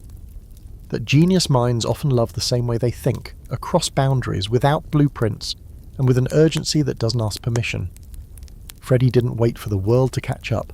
He just sang louder, loved harder, and left behind a blueprint of his own, a life lived at full volume with every kind of love playing in harmony. Because sometimes love isn't a duet, it's an entire stadium singing along,